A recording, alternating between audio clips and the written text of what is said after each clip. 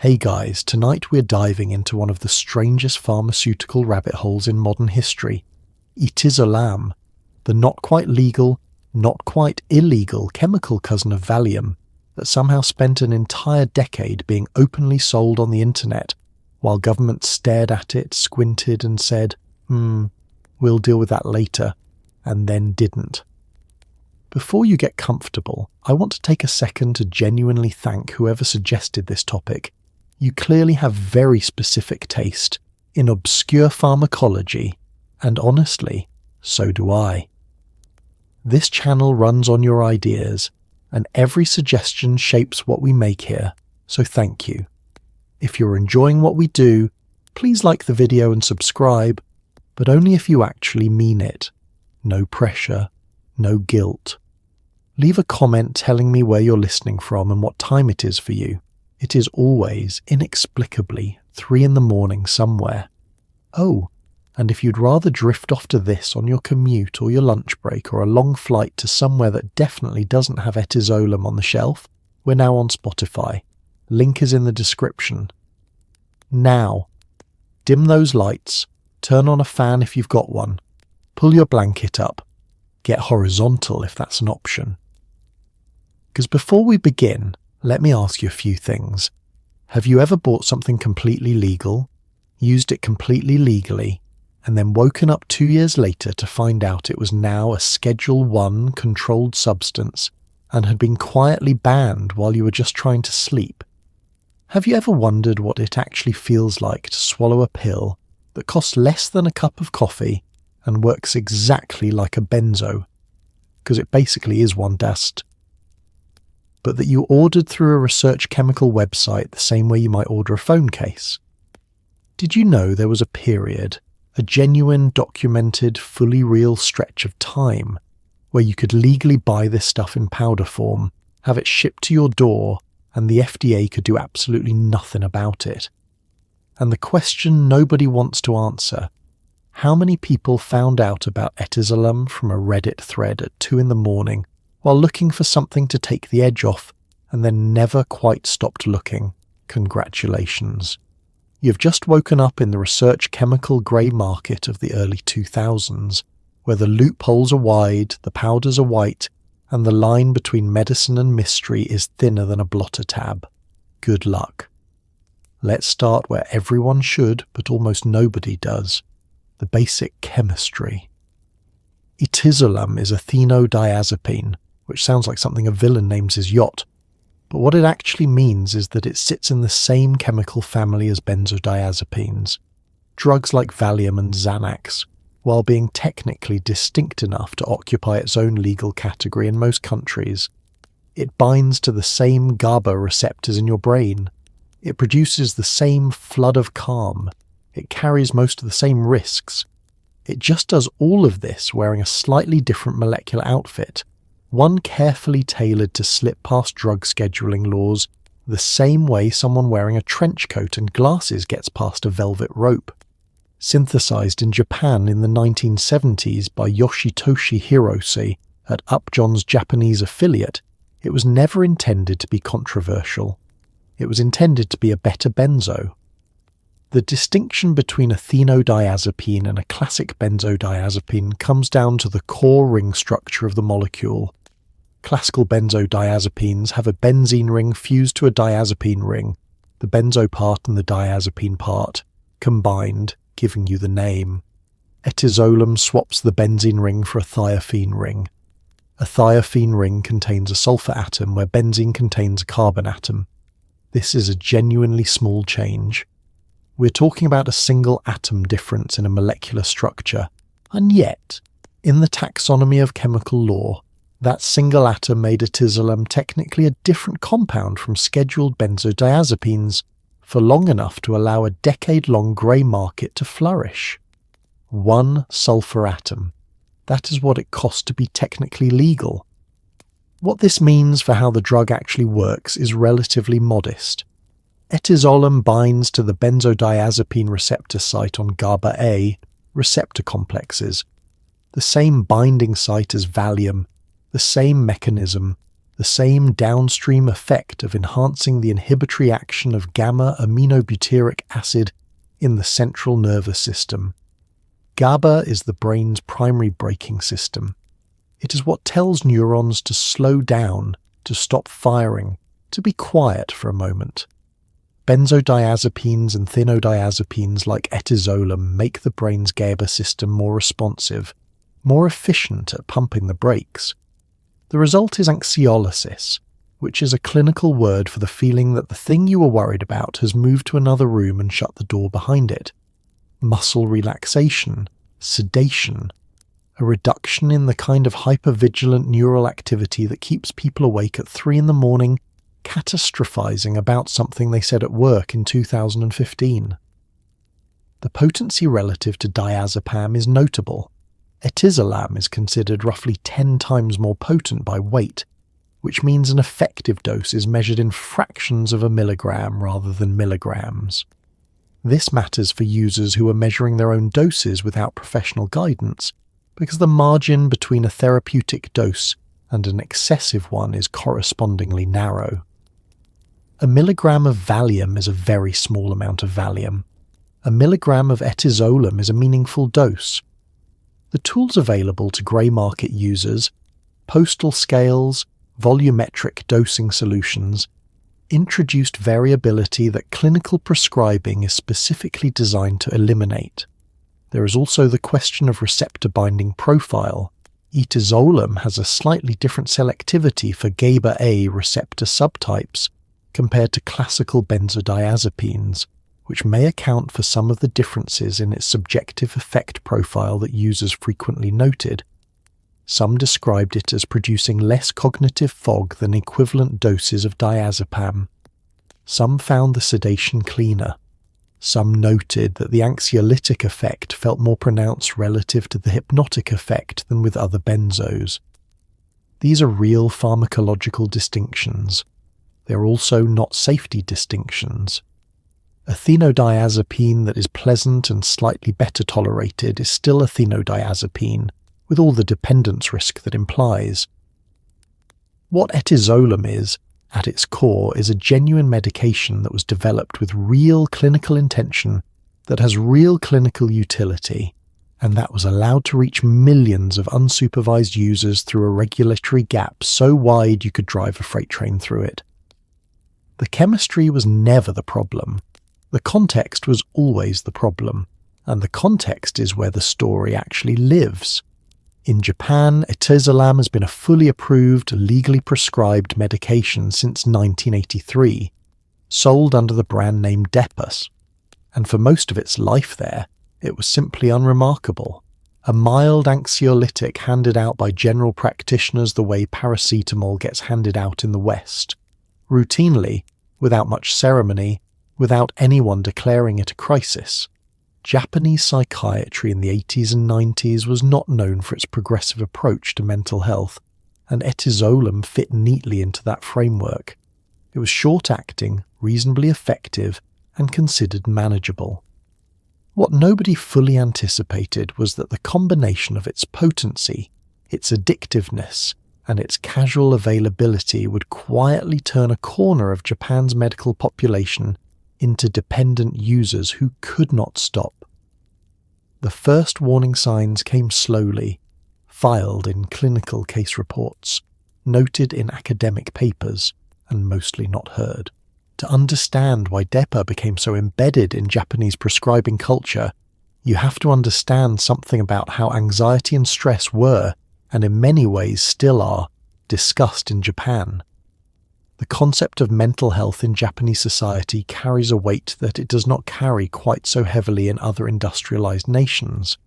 Seeking help for psychological distress has historically been associated with shame, weakness, and social stigma. The idea of telling your employer, your family, or your neighbors that you were experiencing anxiety or depression was, for many people, genuinely unthinkable. But telling a general practitioner that you were tired, tense, and not sleeping well, and receiving a small white tablet that addressed those symptoms quietly and efficiently, that was manageable. That fit within an existing cultural framework of presenting physical complaints rather than emotional ones.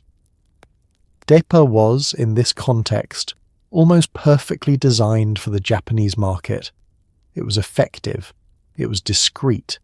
It could be prescribed by a general practitioner without a referral to psychiatry, which would have required acknowledging a mental health diagnosis. It worked quickly, and it allowed people to continue functioning, to show up to work, to meet their obligations, to perform competence, while quietly managing internal states that the culture did not have good language for expressing. For salaried workers in high-pressure industries, for women managing the double burden of employment and domestic responsibility, for students facing brutal academic competition, DAPA became a kind of invisible infrastructure, a chemical scaffolding holding up performances of normalcy. The prescribing numbers, when they eventually attracted serious attention, were striking. Etizolam became one of the most commonly prescribed drugs in Japan. For certain periods in the 2000s and 2010s, it ranked among the top dispensed medications nationally, a fact that attracted concern from the World Health Organization, which added Etizolam to its list of substances under international surveillance. The WHO surveillance process is designed to track drugs that may warrant international scheduling without yet meeting the criteria for it. Being placed on that list is not a ban. It is something more like a raised eyebrow from a very large institution, noting that something worth watching is happening. What was happening, as Japanese clinicians began to document more carefully, was a population of long-term DEPA users who could not stop. They had not in most cases intended to take it indefinitely. Many had started for a specific stressor, a job transition, a bereavement, a period of difficult family circumstances, and found that when the stressor resolved, the need for the pill did not. Their own GABA systems had adjusted. Their baseline anxiety, in the absence of the drug, was now higher than it had been before they started. Stopping produced insomnia, irritability, tremors, and a kind of diffuse dread that was indistinguishable from the original complaint, except for the fact that it was partly iatrogenic, generated by the treatment itself. The average Japanese DEPA patient in a dependent scenario was not a young person seeking euphoria. They were often middle-aged, often female, often a long-term patient of a general practitioner who had been renewing their prescription for years without a systematic reassessment of whether continuation was appropriate. This is not a story about negligent physicians or reckless patients. It is a story about a medication that worked well enough in the short term that the long-term problem was easy to miss, and a healthcare system that had structural reasons to not look too hard. The journey from licensed Japanese anxiolytic to grey market powder, sold in clear plastic bags with the label not for human consumption, did not happen overnight. It happened through a series of very ordinary decisions made by a very specific type of internet user in the mid-2000s. Someone who knew how to use Google, had a basic understanding of pharmacology, and was curious about what could legally be ordered without a prescription. The research chemical scene had already been thriving for years, built on the back of synthetic cannabinoids, novel stimulants, and dissociatives. Etizolam arrived into this community not as a party drug, but as something almost more seductive. A genuine anti-anxiety medication that worked, had decades of clinical data behind it, and cost almost nothing per dose if you bought it in bulk. For people who couldn't afford therapy or a psychiatrist, it felt less like a grey market drug and more like a solution. The research chemical scene of the 2000s was not primarily about getting high. That characterization sells it short and misses the actual texture of the community. Yes, there were recreational users. There were people who were very literally trying to get as altered as possible, using substances that weren't yet illegal. But a significant portion of the community was something else. It was a network of amateur pharmacologists, harm reduction advocates, chemistry enthusiasts, and people with genuine medical needs who had found that the official channels were too expensive, too slow, or too inaccessible. They read primary literature. They cross-referenced clinical studies. They built dosing guides from first principles. They were, in their own way, applying a kind of citizen science to a problem the healthcare system was not solving. When Etizolam entered this community's awareness, somewhere around 2011, though references appear earlier, it was received with genuine excitement of a particular kind. Not the excitement of a new recreational high, but the excitement of discovery. Here was a molecule with a decades-long clinical track record in Japan and India. Here were actual peer-reviewed studies documenting its effects and safety profile. Here was something that worked like a benzo because it essentially was a benzo, available without a prescription, legal to purchase, and cheap enough to make regular use accessible to people who could not afford the American mental health care system. The forum posts from this period read less like drug enthusiasm and more like a community finding a workaround to a system that had failed them. The transition from niche knowledge to mainstream grey market product followed a predictable acceleration curve. A handful of early adopters discussed it on harm reduction forums. Reviews were positive. Word spread to adjacent communities, people managing chronic anxiety, people with insomnia, people who had been prescribed benzos in the past and lost their prescription access, people who had simply read enough about benzodiazepines to want to try one and found that their doctor wasn't willing to prescribe one. Vendors who had been selling other research chemicals recognized the demand and added it to their catalogues. By 2014 or 2015, Etizolam was no longer obscure. It was the worst-kept secret in the grey market. What made it different from recreational research chemicals was the use pattern it attracted. People were not taking it at parties or festivals. They were taking it at home, in the evenings, to unwind. They were taking it before social situations they found anxiety-provoking. They were taking it to sleep. These are the use patterns of a medication, not a recreational drug, and they created the conditions for something.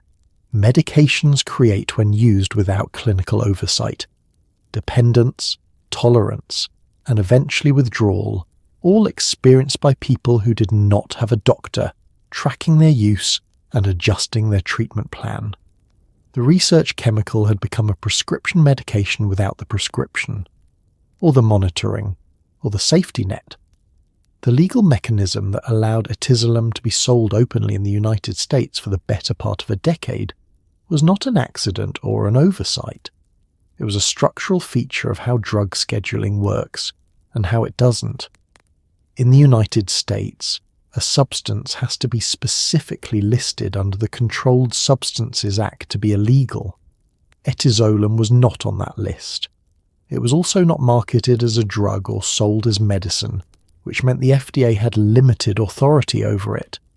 Vendors simply labelled it as a research chemical, a collector's item, or a laboratory reagent, and added the phrase "not for human consumption" to the packaging. This phrase, legally speaking, did a remarkable amount of heavy lifting. It didn't stop anyone from consuming it. It just meant that by technically not selling it as a product for ingestion, the vendor had sidestepped the regulatory framework entirely. It was a loophole so clean you could drive a truck full of blotter tabs through it. The Federal Analog Act, passed as part of the Controlled Substances Analog Enforcement Act of 1986, was Congress's attempt to address exactly this kind of problem. It established that any substance substantially similar in chemical structure or pharmacological effect to a Schedule 1 or Schedule 2 controlled substance could be treated as a Schedule 1 substance if intended for human consumption. The key phrase is intended for human consumption. The not for human consumption label was the grey market's answer to that phrase, a legal fiction so thin that everyone involved, vendors and customers and prosecutors alike understood it to be exactly that. But legal fictions have legal weight, proving intent to supply something for human consumption when the product is explicitly labelled otherwise requires evidence that courts have varying willingness to treat as sufficient. The Analog Act had additional complications when applied to Etizolam specifically. Etizolam's structural similarity to scheduled benzodiazepines was real but contested. Its thiophene ring substitution made it argumentatively distinct from compounds like diazepam or alprazolam in ways that defense attorneys could exploit. The pharmacological similarity argument was stronger. It clearly worked like a benzo. But pharmacological similarity under the Analog Act applies only to Schedule I and Schedule II substances, and most classical benzodiazepines are Schedule IV. The legal architecture, designed for a different era of drug scheduling, had not kept pace with the chemistry. So vendors operated. They built websites with professional design, clear product listings, and customer service protocols that any legitimate e-commerce business would recognize. They processed credit card payments. Some offered subscription services. Some offered free shipping above a certain order value. The commercial apparatus was entirely above board because the product was, at least in the jurisdiction of the vendor, entirely above board. A customer in a state that had not yet scheduled Etizolam was engaging in a legal transaction. The vendor was selling a legal product. The packaging said not for human consumption. Everyone understood what was actually happening, and for a long time there was nothing legally coherent anyone could do about it. The states began to act before the federal government did, which is itself a commentary on the speed at which federal regulatory processes move when the harm being documented is primarily affecting people who are quietly suffering at home, rather than creating the kind of visible, violent, politically mobilizing crisis that drives rapid legislative action. Individual state scheduling is faster because it involves fewer stakeholders, less formal process, and legislators who are closer to the local emergency department data. But state-level scheduling without federal action creates the patchwork problem. The substance is controlled in your state, your neighbouring state has not gotten around to it yet, and the internet does not recognise state borders. The loophole narrowed gradually, at different rates in different places, and people fell through it the entire time it was open. On the early internet, Etizolam was not sold by shadowy figures in back alleys or encrypted darknet markets. It was sold by registered businesses with professional-looking websites, responsive customer service, and loyalty programs. Some vendors operated openly out of the United States. Others shipped from India, where Etizolam was also legally manufactured as a generic pharmaceutical. The packages arrived in plain envelopes, sometimes labelled as supplements, sometimes as powder for laboratory use. Customers left detailed reviews. Vendors competed on purity, price, and turnaround time. There were Reddit communities and forum threads where users discussed preferred vendors the way wine enthusiasts discuss preferred importers. The whole enterprise had the mundane texture of commerce, which of course was precisely the problem. The vendor community was not monolithic. It ranged from operations with genuine harm reduction commitments, vendors who included dosing information, who warned against combining with alcohol, who maintained relationships with their customer communities and responded when someone posted about a concerning experience, to operations that were pure commerce, selling to anyone who would buy, optimizing for volume, and treating any discussion of risk as bad for business.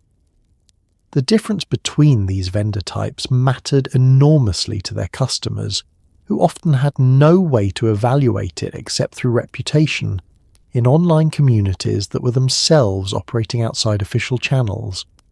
The pricing model deserves attention. because it shaped the use pattern in ways that clinical prescribing never would have allowed. Etizolam in bulk powder was extraordinarily cheap. A gram of powder, which, at common doses, represented hundreds of individual doses, could be purchased for amounts that made the per dose cost negligible.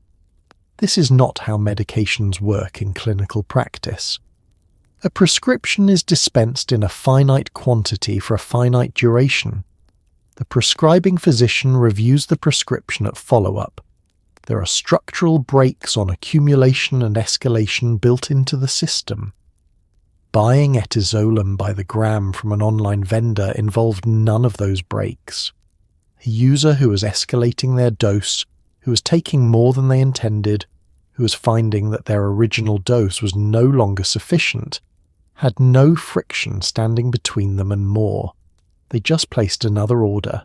The vendors who sourced from India were, in some ways, selling a cleaner product than those who sourced from less regulated synthesis facilities. Pharmaceutical-grade Etizolam manufactured at a licensed Indian facility was produced to establish specifications with quality control processes.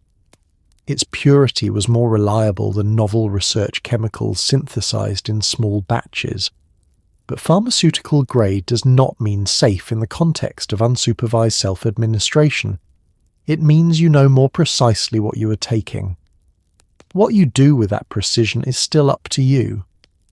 Some vendors made genuine efforts to operate responsibly within what was structurally an irresponsible framework. They age-verified customers, which is difficult to enforce online but better than nothing. They included harm reduction literature.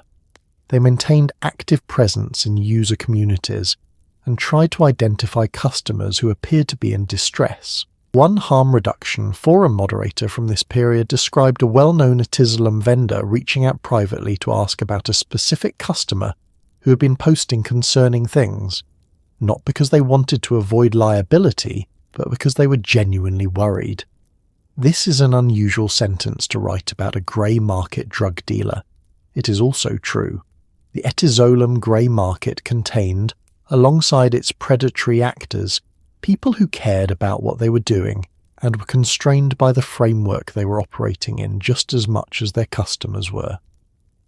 The story of the grey market vendors is also, in some respects, a story about what happens when demand for a genuine medical need outpaces the supply of legitimate treatment. The vendors were not creating the need. The need existed before they arrived. They were filling a vacuum that the healthcare system had created by failing to provide accessible, affordable anxiety and insomnia treatment to a significant portion of the population. This does not exculpate them from the harm their products caused. It contextualizes the market they were serving. A vacuum always fills. When legitimate providers cannot or will not fill it, illegitimate ones do. The vendors who built empires in the grey market were, in the most reductive sense, entrepreneurs who identified an unmet need and found a technically legal way to meet it. The technical legality did not last. The unmet need persists. Clinically, Etizolam produces anxiolysis, muscle relaxation, sedation, and anticonvulsant effects. It has a relatively fast onset, 30 minutes to an hour, and a half-life short enough that it clears the body faster than diazepam, which in theory means less accumulation and a lower risk of prolonged impairment. That is the clinical description. The actual description, as documented across thousands of forum posts, trip reports, Reddit threads, and drug harm reduction resources, goes something like this. You take it, and within the hour the volume knob on everything gets turned down. Not off, just down. The anxiety that had been sitting on your chest like a sleeping dog lifts and wanders to another room. Your muscles are not. The catastrophic internal monologue that had been running at full speed since approximately 2007 slows to a murmur. You feel, briefly and reliably, fine, which is, of course, where the trouble starts. The trouble starts specifically because fine is a very effective feeling. It is the absence of bad rather than the presence of good, and this distinction is important. People who have lived with chronic anxiety for years have frequently forgotten what fine feels like. They have normalized a baseline of background tension that they carry everywhere without recognizing it as burden until it is briefly absent. When Etizolam removes it, when the muscles in the shoulders that have been slightly clenched for 2 years suddenly relax, when the low hum of social dread that runs underneath every interaction briefly goes quiet, the contrast is striking. This is what the drug was supposed to feel like. This is also why stopping is so difficult. You're not just stopping a drug. You're giving up a version of yourself that you may not have known was possible before you encountered the drug, and returning to a version that now feels worse by comparison. The sedative effect is present, but at low doses, not incapacitating in the way that older sedatives could be. Users at appropriate doses described being able to function, to work, to have conversations, to perform routine tasks, while feeling calmer and less distressed. This functional quality was a significant part of the drug's appeal.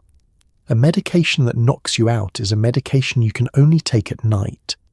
A medication that takes the edge off while leaving you operational is a medication you can rationalize taking during the day, before social situations, before meetings, before anything that provokes anxiety. The threshold for use expanded with the availability of a drug that did not impose the cost of impairment. At higher doses, or in combination with other substances, the picture changes. Sedation deepens, coordination becomes impaired, memory formation is disrupted, a phenomenon called anterograde amnesia that benzodiazepines are well documented to produce, where events during intoxication are not encoded into long-term memory. Users who had taken more than intended, or who had combined Etizolam with alcohol, sometimes described gaps in their evening, hours that they had experienced but could not access afterward. This is not unique to Etizolam. It is a feature of the entire benzodiazepine class at excessive doses. But it was not always known to people who were discovering the drug outside the clinical context that would normally convey this information. The following morning, for regular users, introduced what the harm reduction community called a rebound effect. The calming flood of GABA-enhancing activity that the drug provided was followed, as it cleared, by a period of slightly heightened arousal, mild anxiety, mild sleep disruption, a slight uptick in the restlessness the drug had been suppressing.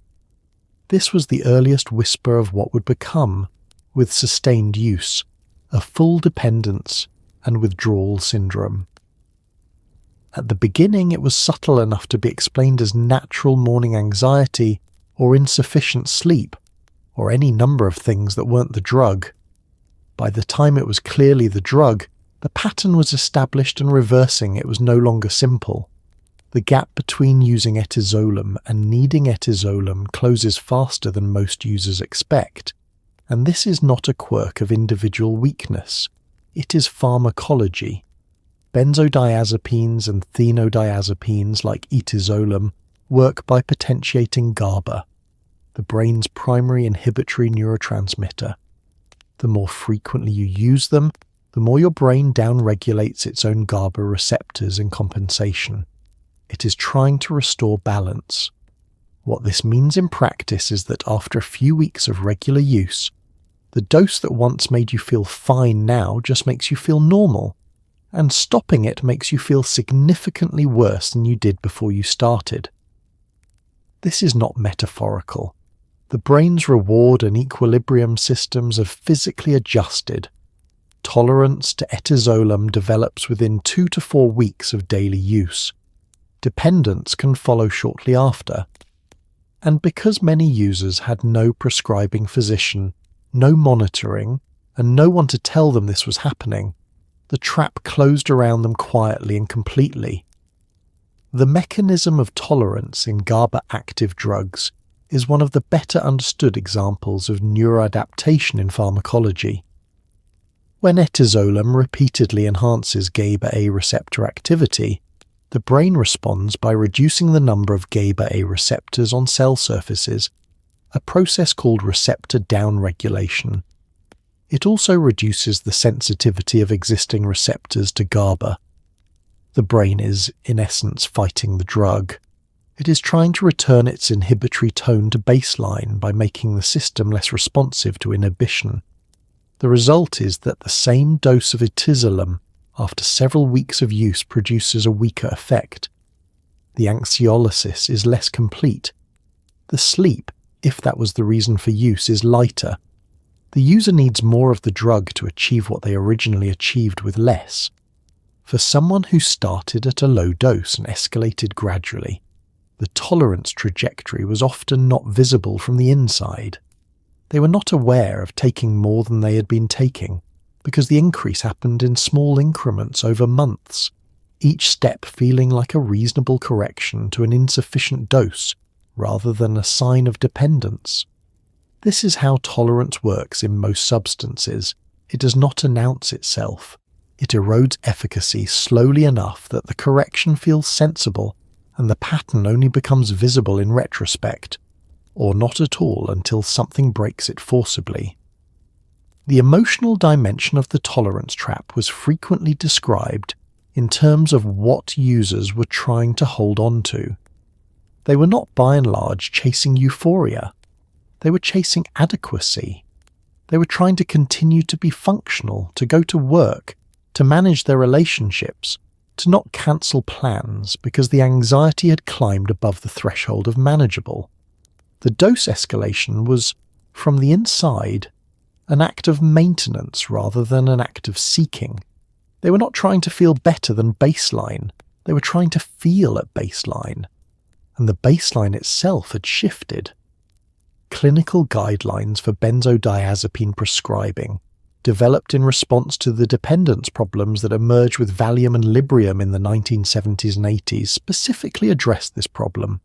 They recommend the shortest possible duration of use, the lowest effective dose, and regular reassessment. They treat benzodiazepines as tools for acute management rather than chronic maintenance. These guidelines exist because of exactly what happened with Etizolam in the grey market, except that with Valium the guidelines eventually caught up with the prescribing practice and constrained it. With Etizolam there were no guidelines to catch up with, because there was no prescribing practice. There was just purchase, consumption, escalation, and the slow discovery that the exit was harder than the entrance. The tolerance trap was particularly cruel in its timing. It tended to close around users at precisely the moment when they had become most convinced it would not. The first month of Etizolam use was often genuinely good, effective, well tolerated, offering something that felt like a glimpse of how life could be with the anxiety managed. This early experience became the reference point against which all subsequent use was measured.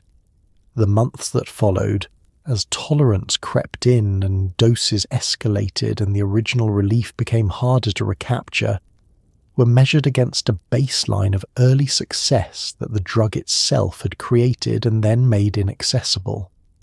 The trap was not just chemical.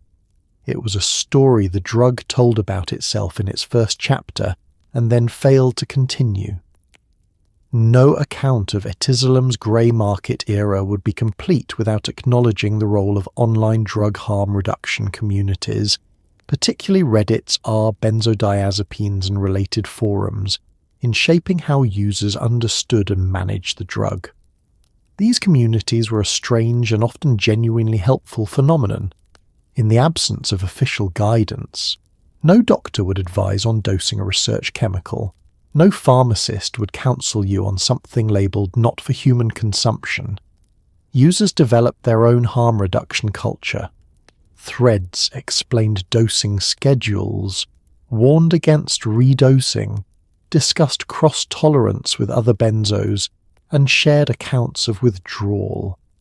The information was sometimes accurate, sometimes dangerously wrong, and always written by people with no medical credentials operating in a vacuum.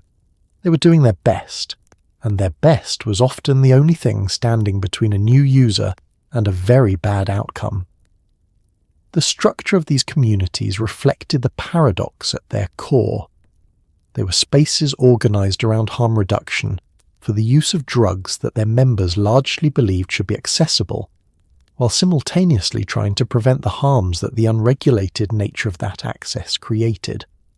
A new user posting on our benzodiazepines asking about Etizolam dosing would receive a mixture of responses, some cautionary, some informational, some that split the difference by providing the requested information alongside a careful enumeration of the risks.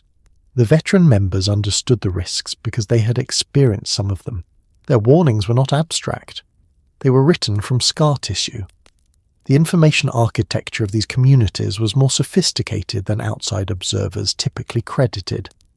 Subreddits dedicated to benzodiazepine harm reduction maintained pinned posts on the Ashton Manual, a clinical guide to benzodiazepine tapering developed by British physician Heather Ashton, that became, in the absence of any other widely accessible resource, the de facto protocol for thousands of people trying to discontinue benzodiazepines and benzoanalogues without medical supervision. The Ashton Manual was written for clinical practitioners. It was being read and applied by individuals sitting alone at their computers, calculating their own taper schedules, sourcing their own tapering medications, and relying on strangers on the internet to verify their math. This was not ideal. It was also for many of them the best available option. The community also generated something clinicians rarely see: longitudinal documentation of the drug's effects on real users over real time. Someone who started posting about their Etizolam use in 2013 and continued posting through 2017 had inadvertently created a case history. The progression from first use to regular use, to escalating dose to the recognition of dependence, to the attempt to taper to the difficulty of tapering, all of it documented in publicly accessible posts with timestamps. Academic researchers studying the grey market benzo phenomenon have cited this material. It is an unusual research corpus, produced by people who are not trying to contribute to science, and who are often in significant distress while they were writing. But it exists, and it captured something that formal clinical settings, where patients present only at points of crisis, often miss: the full, granular, messy arc of how dependence develops.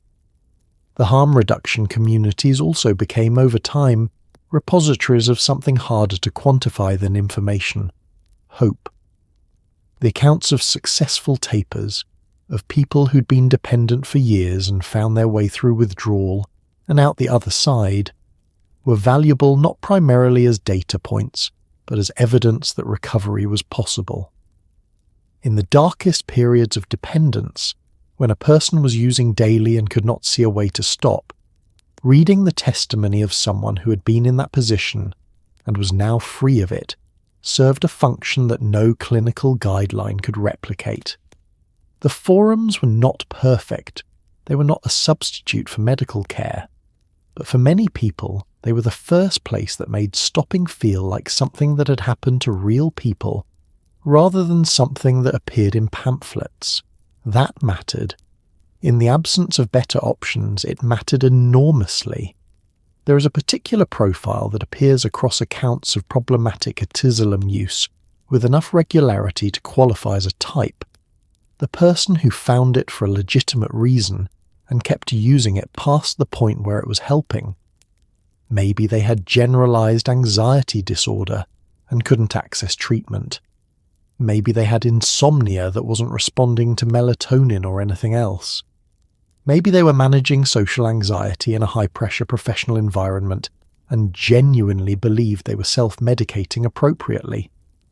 What they often didn't realize was that the anxiety they were treating had, over months of daily use, been partly replaced by rebound anxiety generated by the drug itself.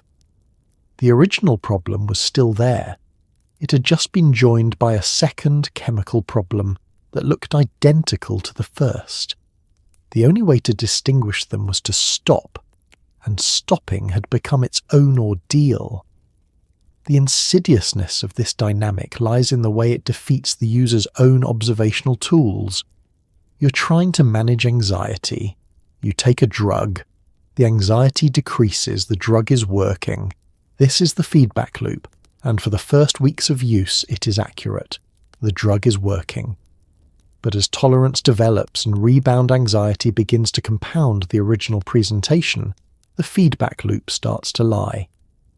The anxiety you're now treating is partly a withdrawal effect from the drug you are using to treat the anxiety. The treatment is partly generating the condition it is treating. And because the treatment continues to work, continues to suppress the anxiety, including the withdrawal-generated anxiety, there is no obvious signal that anything has changed. The drug still works. You still need it. The fact that you need it partly because you are using it is not visible from the inside. This dynamic has a clinical name: benzodiazepine-induced anxiety.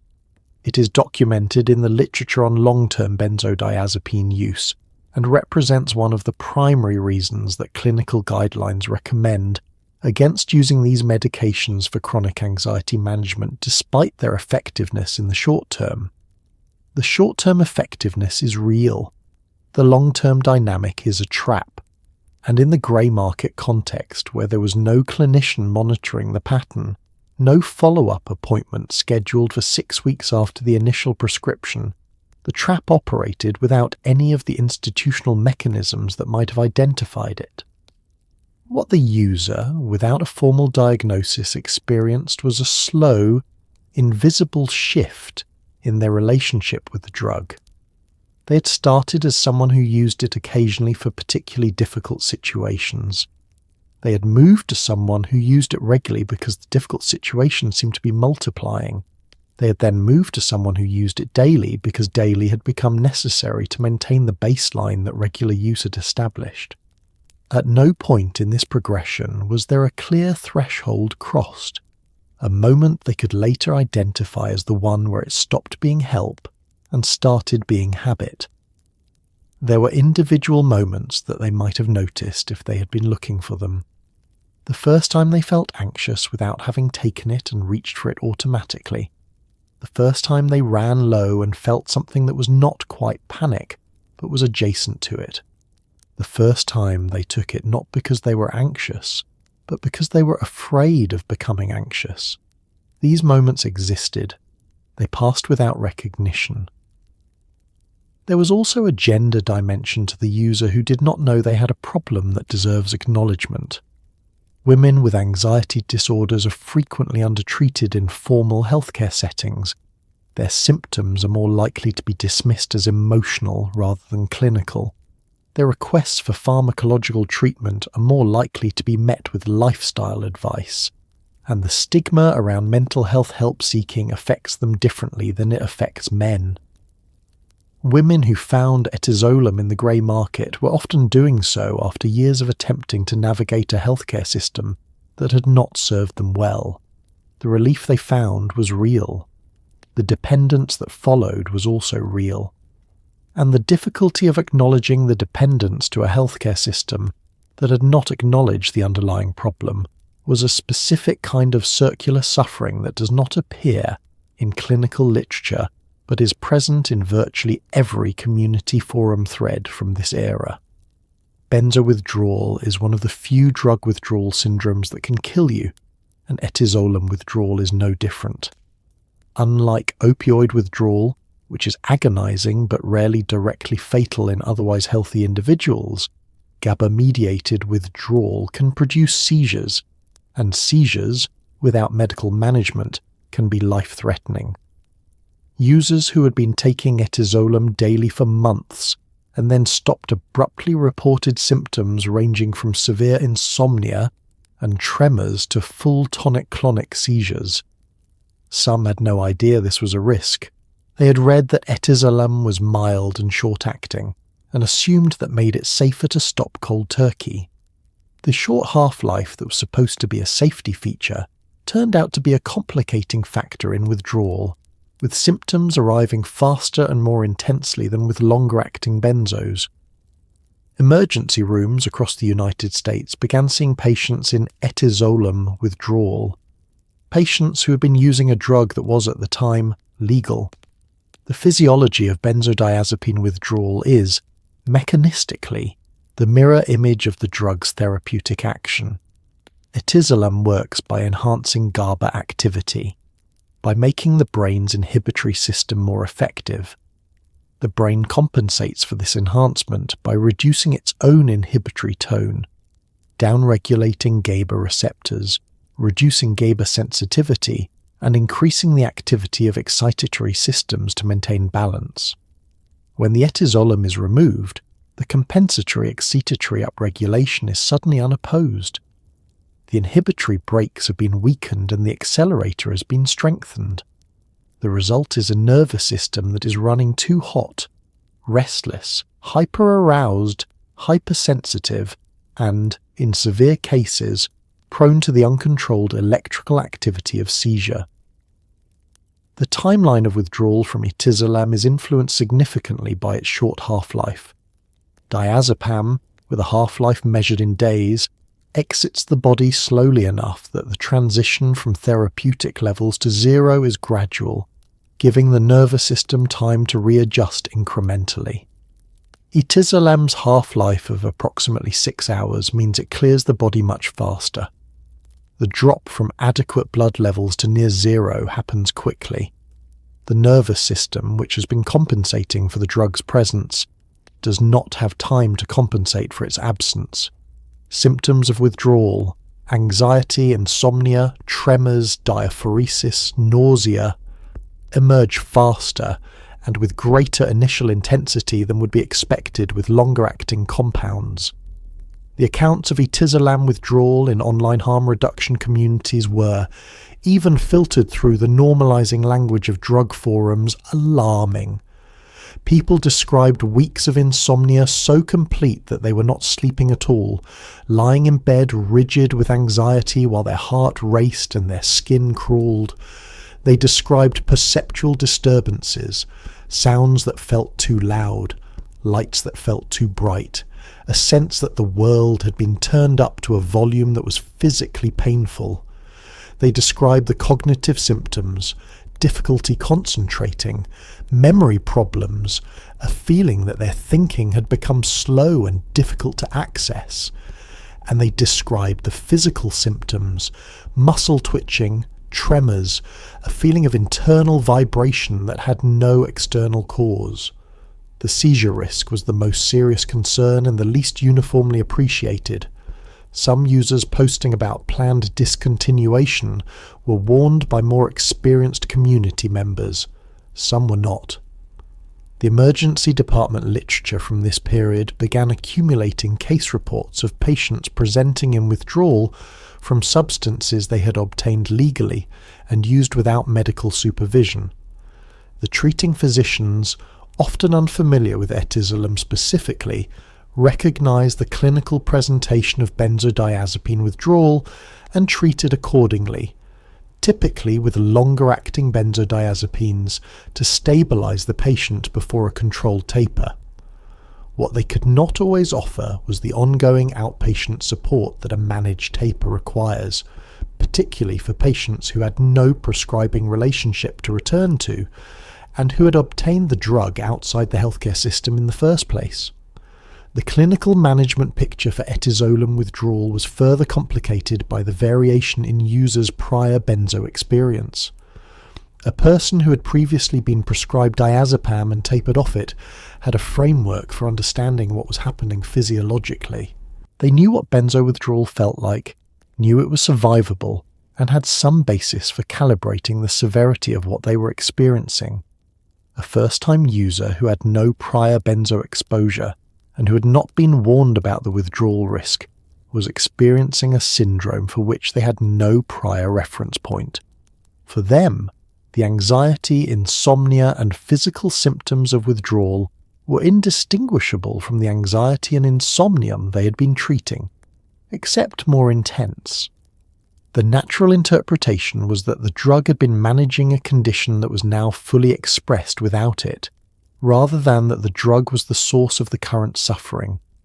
This misinterpretation led to reinstatement of use rather than continuation of taper, which is exactly what the pharmacology would predict. When the federal government declined to act quickly, individual states began scheduling Etizolam on their own, creating a patchwork of legality that would have been genuinely funny if the stakes weren't so high. In some states, possession was a felony. In neighbouring states, you could legally purchase it online and have it delivered to your door. This created obvious arbitrage opportunities. Vendors in unscheduled states shipped to scheduled ones. Users in scheduled states drove to neighbouring ones, or simply continued ordering online from international suppliers. The enforcement picture was chaotic. Police who stopped someone with Etizolam had to know their own state's scheduling status, which was frequently unclear even to the officers themselves. Courts struggled with prosecution. Lawyers filed motions arguing that their clients hadn't knowingly possessed a controlled substance, because the substance had only been scheduled recently and nobody had put up a sign. The first states to schedule Etizolam acted in the mid-2000s and early 2010s, usually following a local incident that brought the drug to regulatory attention, a death, an emergency department spike, a local news story. Alabama, Arkansas, Florida, Georgia, and a handful of others moved relatively quickly. Other states lagged by years. The result was that a substance with identical pharmacology and identical risk profile was a felony offence in one state and a legal consumer product in the one adjacent to it. This is not an unusual situation in American drug law, which has always had a federalism problem, but Etizolam made it particularly vivid because the grey market operated nationally and the state-by-state response could not contain it. The enforcement challenges extended into practical police work in ways that were almost farcical. An officer who stopped a vehicle and found Etizolam had to determine the scheduling status in their jurisdiction, which might have changed recently and might not be thoroughly disseminated through the department. They had to determine whether the substance was Etizolam or something else, which required testing that was not always immediately available. They had to navigate the labelling ambiguity of research chemical packaging, which said not for human consumption and therefore technically described a non-drug. And they had to do this without the benefit of the clear legal frameworks that surround clearly scheduled substances like heroin or cocaine, where the classification is unambiguous and the handling protocols are established. Courts added another layer of complexity. Defense attorneys in states that had scheduled Etizolam raised due process arguments about notice. The principle that citizens cannot be held criminally liable for violating a law they had no reasonable means of knowing existed. The research chemical grey market had operated so openly, for so long, that users had a reasonable basis for believing their behaviour was legal. Some judges found these arguments compelling, some did not. The case law that accumulated during this period was inconsistent, reflecting the genuine legal ambiguity of the situation rather than judicial incompetence. The states that scheduled earliest sometimes found their scheduling had unintended consequences. Users who could no longer legally obtain Etizolam in their state sometimes turned to substitutes that were less well characterized and more dangerous. The novel benzodiazepine market responded to each scheduling action by identifying the next unscheduled compound, synthesizing it, and putting it on sale before the regulatory machinery could catch up. Clonazepam, which is significantly more potent than Etizolam and has a more pronounced amnestic effect, emerged as a common successor in markets where Etizolam had been scheduled. Flualprazolam appeared. Designer benzo after designer benzo arrived in the same clear plastic bags with the same not-for-human consumption labels, and the scramble began again in each jurisdiction, state by state, compound by compound, harm by harm. The patchwork of state scheduling created an additional harm that received insufficient attention. It made honest communication between patients and healthcare providers more difficult in scheduled states. A patient in a state that had already scheduled Etizolam who disclosed their use to a physician was potentially disclosing illegal drug use, a disclosure with legal implications that patients were reasonably reluctant to make. The chilling effect on healthcare disclosure produced by criminal scheduling is well documented in the addiction medicine literature. Patients who are afraid that honesty will result in legal consequences do not disclose, and patients who do not disclose cannot be helped. The state-by-state scheduling approach that was intended to protect public health in individual states was, for the users most at risk, reducing their willingness to seek care in exactly the settings where care was most needed.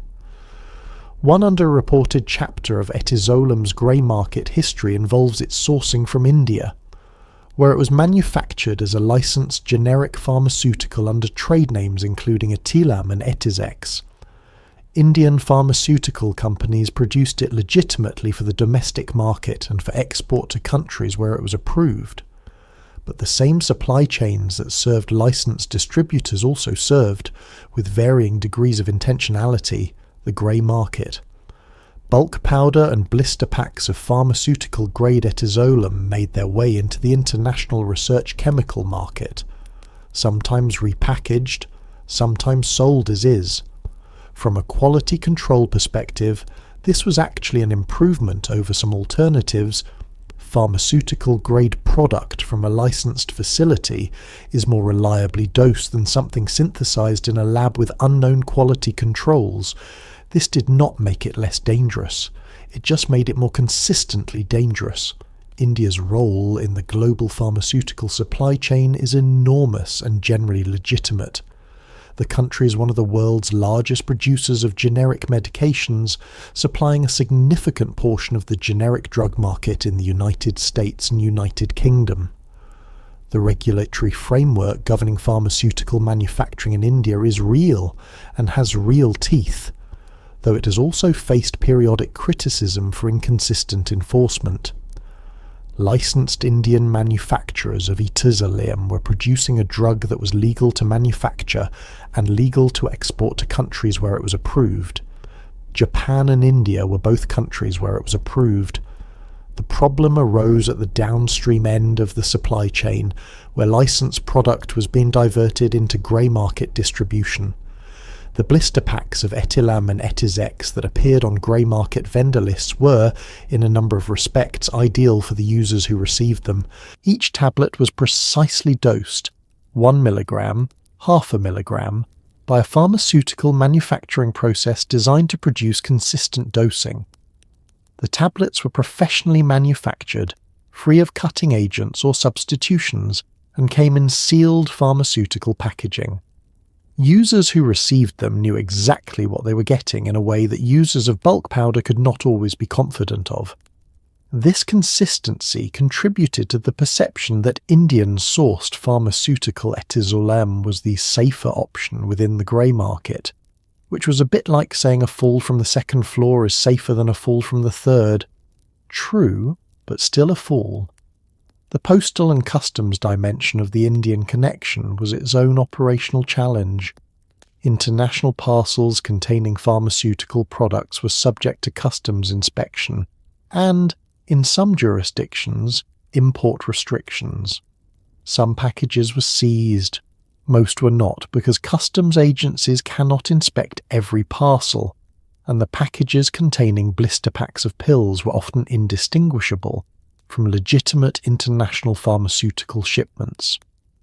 The postal inspection resources of major customs agencies were and remain insufficient for the volume of international parcel traffic they face, particularly in the era of e-commerce.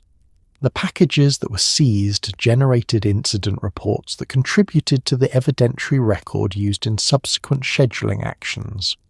The packages that were not seized became doses in the personal medicine cabinets of people who had ordered them from countries where the drug was legal and used them in countries where it was not, or where it was not yet, or where the law was ambiguous enough that nobody was quite sure. The quality control narrative cuts both ways. Pharmaceutical-grade Etizolam from India was more reliably dosed than alternative sources, but it was also more accessible, easier to order, easier to use, easier to maintain a stable habit with. The chaos and uncertainty of bulk powder sourcing, while genuinely dangerous in its own right, also imposed friction on use. A user who received inconsistently potent powder and sometimes got less than expected was in a miserable situation. But they were also in a situation where the drug was not always working as intended, which could serve as a prompt to reconsider the arrangement. Pharmaceutical blister packs of precisely dosed tablets removed that friction. The product worked reliably every time. The habit built itself on that reliability, brick by pharmaceutical brick. One of the selling points of benzodiazepines relative to older sedatives like barbiturates is their relatively wide therapeutic window. They are difficult to fatally overdose on when taken alone. This is true of Etizolam as well, and it contributed to a perception among users that the drug was somehow safe, or at least safer than it deserved to be called. What this framing obscured was the combination risk. Etizolam in combination with alcohol, opioids or other CNS depressants is a different calculation entirely. The synergistic depression of the central nervous system that results from mixing sedatives removes the safety margin. Countless overdose deaths attributed to opioids during the fentanyl crisis involved benzos or benzo analogues like Etizolam as co-intoxicants. The role of Etizolam in polydrug deaths is difficult to quantify precisely because it was not always screened for in routine toxicology panels, particularly in its grey market years when not every laboratory had added it to their testing protocols. The physiology of polydrug CNS depression is not complicated. The central nervous system has multiple mechanisms for regulating arousal and respiration. Opioids suppress respiration by acting on mu-opioid receptors in the brainstem's respiratory control centers. Benzodiazepines and phenodiazepines suppress respiration by enhancing GABA-mediated inhibition of those same brainstem circuits. When both are present simultaneously, their effects on respiration are synergistic. They add together in a way that produces greater respiratory depression than either would alone. The margin between a dose of each drug that is non-fatal in isolation and a combined dose that stops breathing can be remarkably small. A glass of wine added to the combination narrows the margin further. The body, in these circumstances, simply stops breathing. The person goes to sleep and does not wake up. During the period of Etizolam's peak grey market availability, it intersected directly with the opioid crisis in the United States. Users of prescription opioids and illicit opioids alike were aware of benzodiazepines as co-administered substances, sometimes for the enhanced high they produced, sometimes for the management of opioid withdrawal symptoms, sometimes simply because anxiety and opioid use disorders frequently co-occur and people were self-treating both. Etizolam became part of this combination picture. Its availability without prescription made it more accessible to people who were also accessing opioids outside the medical system. The combination was being assembled dose by dose in private homes across the country by people who may or may not have been fully aware of the respiratory depression risk. The toxicology problem compounded the harm. When a medical examiner performed a toxicology screen on a death that involved respiratory depression, the standard panels in many jurisdictions screened for common benzodiazepines: diazepam, alprazolam, clonazepam, lorazepam, but did not necessarily include etizolam, which was not a scheduled substance and not a standard pharmaceutical in the United States. Deaths that involved etizolam as a contributing factor might be attributed entirely to the opioid found in the screen, with the etizolam invisible because the test had not been designed to find it. This is not a criticism of medical examiners, who can only test for what their panels include, and whose panel selections are based on expected prevalence. It is an observation about how the grey market's operation outside standard pharmaceutical channels created a systematic blind spot in cause of death attribution.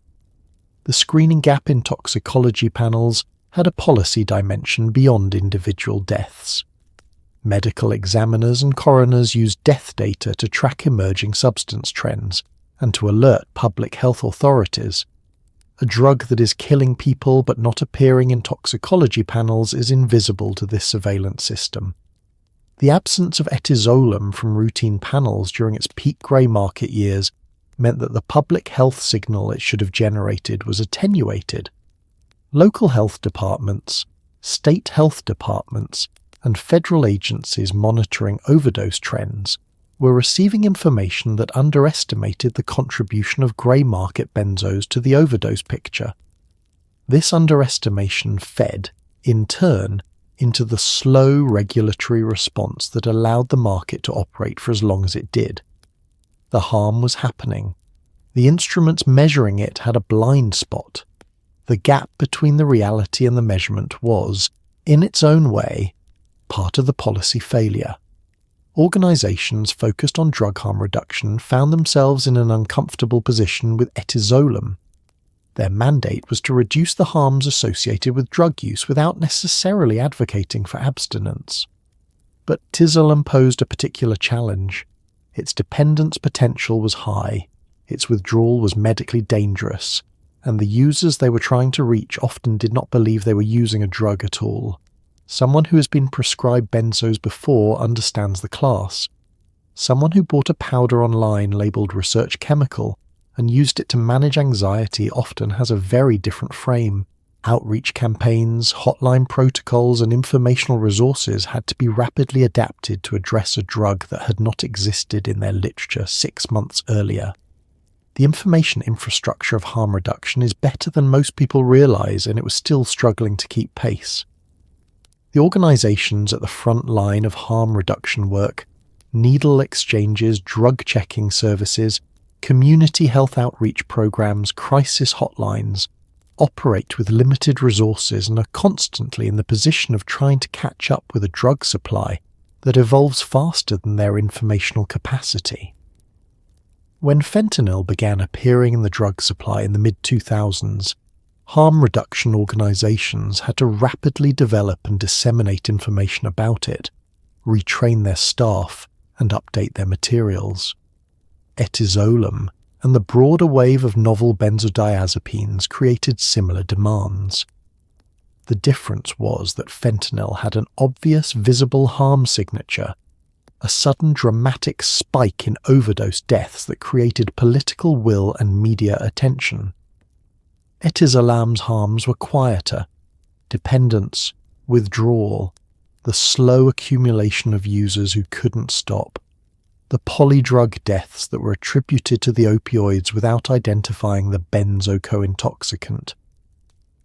The quietness of the harm made the political and media response slower, and the slower response left harm reduction organisations underfunded and under-resourced relative to the need. Drug checking services, organisations that test drug samples submitted by users to verify their contents, were among the more effective harm reduction responses to the novel benzo wave. A user who submits a sample and receives confirmation that it contains etizolam, plus information about etizolam's dependence risk and the danger of combining it with depressants, has been reached with targeted, relevant information at a moment of active engagement. This is better harm reduction than a poster on a community centre wall. But drug checking services were, during the peak of the etizolam grey market, not widely available. They were clustered in larger cities, in progressive jurisdictions, in communities with active harm reduction infrastructure. They were absent in many of the places where Etizolam use was concentrated. The hotline situation was its own challenge. Someone calling a substance abuse helpline to discuss their Etizolam dependence was likely to encounter a counsellor who was familiar with benzodependence in general, but might be uncertain about the specific compound, its specific withdrawal timeline, and the specific resources available to someone who had obtained it outside the medical system. The caller might be referred to a physician who would not prescribe the tapering medication needed because they were uncertain about treating dependence on a non-prescribed, technically legal research chemical. The system had many seams, and the Etizolam user's situation fell through several of them simultaneously. The technology gap in harm reduction was also a distribution gap. The digital harm reduction communities on Reddit and dedicated forums reached users who were online, who knew where to look, and who were already engaged with the Etizolam community. They did not reach users who had ordered the drug from a web search, received it in the mail, and used it in isolation without engaging with any community. This was not a small population. Many Etizolam users were not forum participants. They were not researchers. They were ordinary people who had found a solution to a problem and used it without seeking out the subculture that had grown around it. These users were the most isolated from the informal knowledge networks and the most dependent on the product labeling and the vendor's marketing language for their understanding of the risks. The harm reduction infrastructure that existed served the portion of the user base it could reach, which was not the whole of it.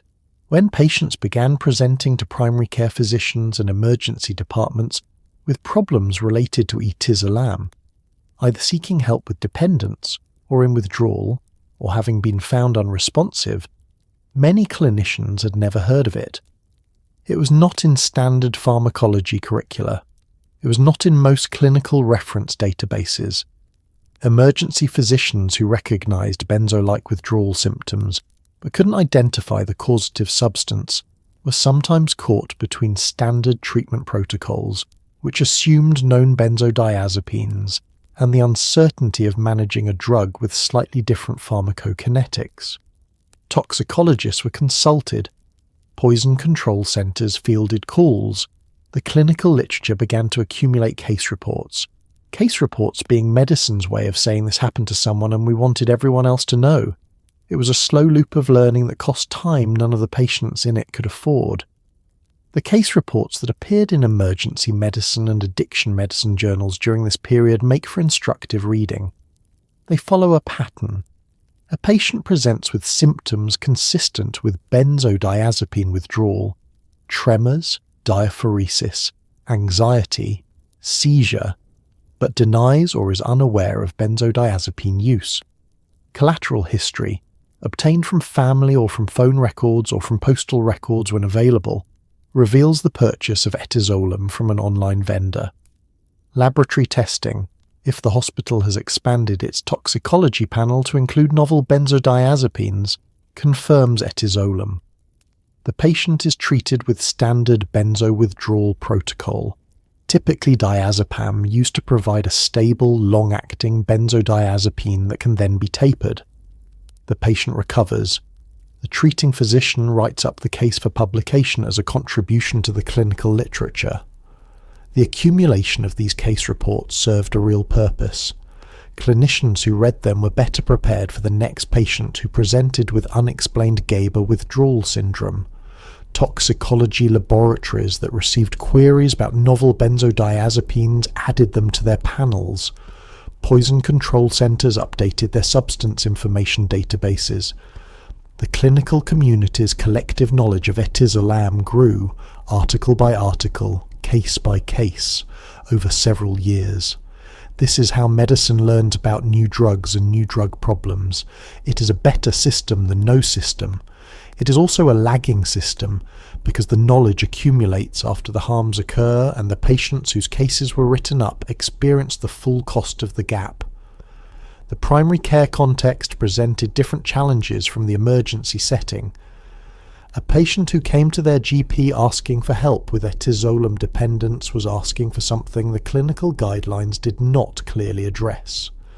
The GP could recognise benzodependence and understood the tapering approach in principle, but prescribing diazepam to facilitate a taper of an unsanctioned research chemical sat in ambiguous territory. Were they treating a drug problem? Were they facilitating continued controlled substance use? Would their prescribing be reviewed and questioned? Some general practitioners navigated this thoughtfully and treated the dependence as the medical problem it was. Others, uncertain about their liability and unsure of the evidence base, declined. Patients who were refused help in primary care sometimes found their way to addiction services. Some did not, and continued using because there was no safe exit available to them. The accumulation of case reports in the clinical literature was slow, but eventually reached critical mass. By the late 2010s, there was enough published material on Etizolam and related novel benzodiazepines to support clinical guidelines and training updates at major academic medical centres. Emergency medicine training programs began including novel benzos in their toxicology curricula. Poison control databases were updated. The information that should have been available to clinicians at the beginning of the grey market era became available at its end. This is the correct direction of travel. It is simply a very long time to travel in, measured against the number of patients who needed informed clinical care during the journey. The timing of Etizolam's grey market rise was not accidental. It arrived as a widely accessible, affordable, self-administered option at precisely the moment when rates of diagnosed anxiety disorders in the United States were climbing steeply.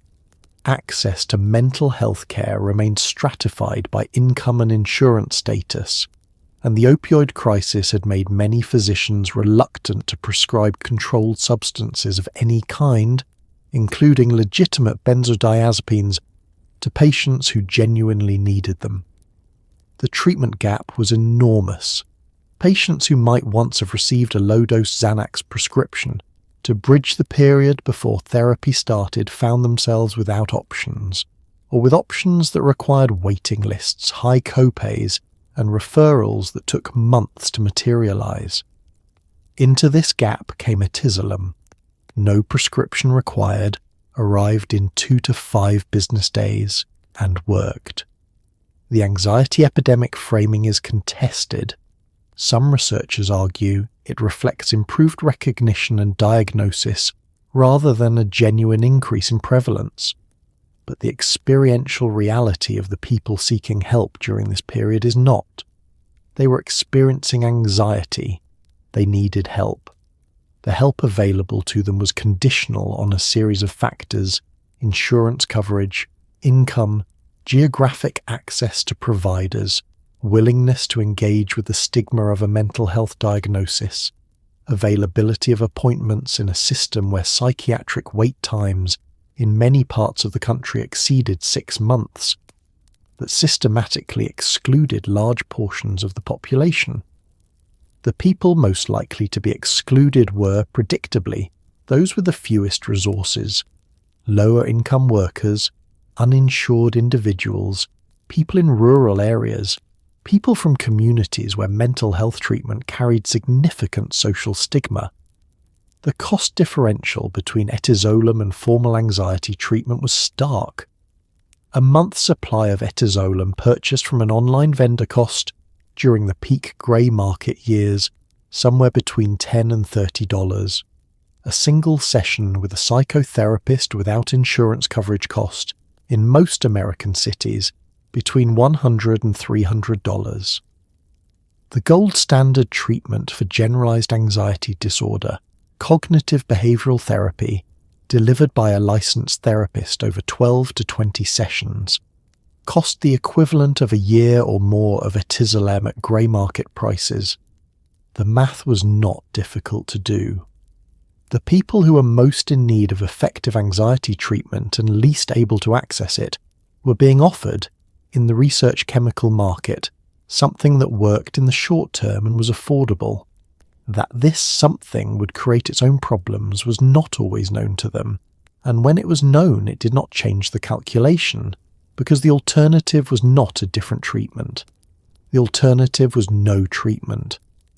The opioid crisis's effect on benzoprescribing deserves particular attention.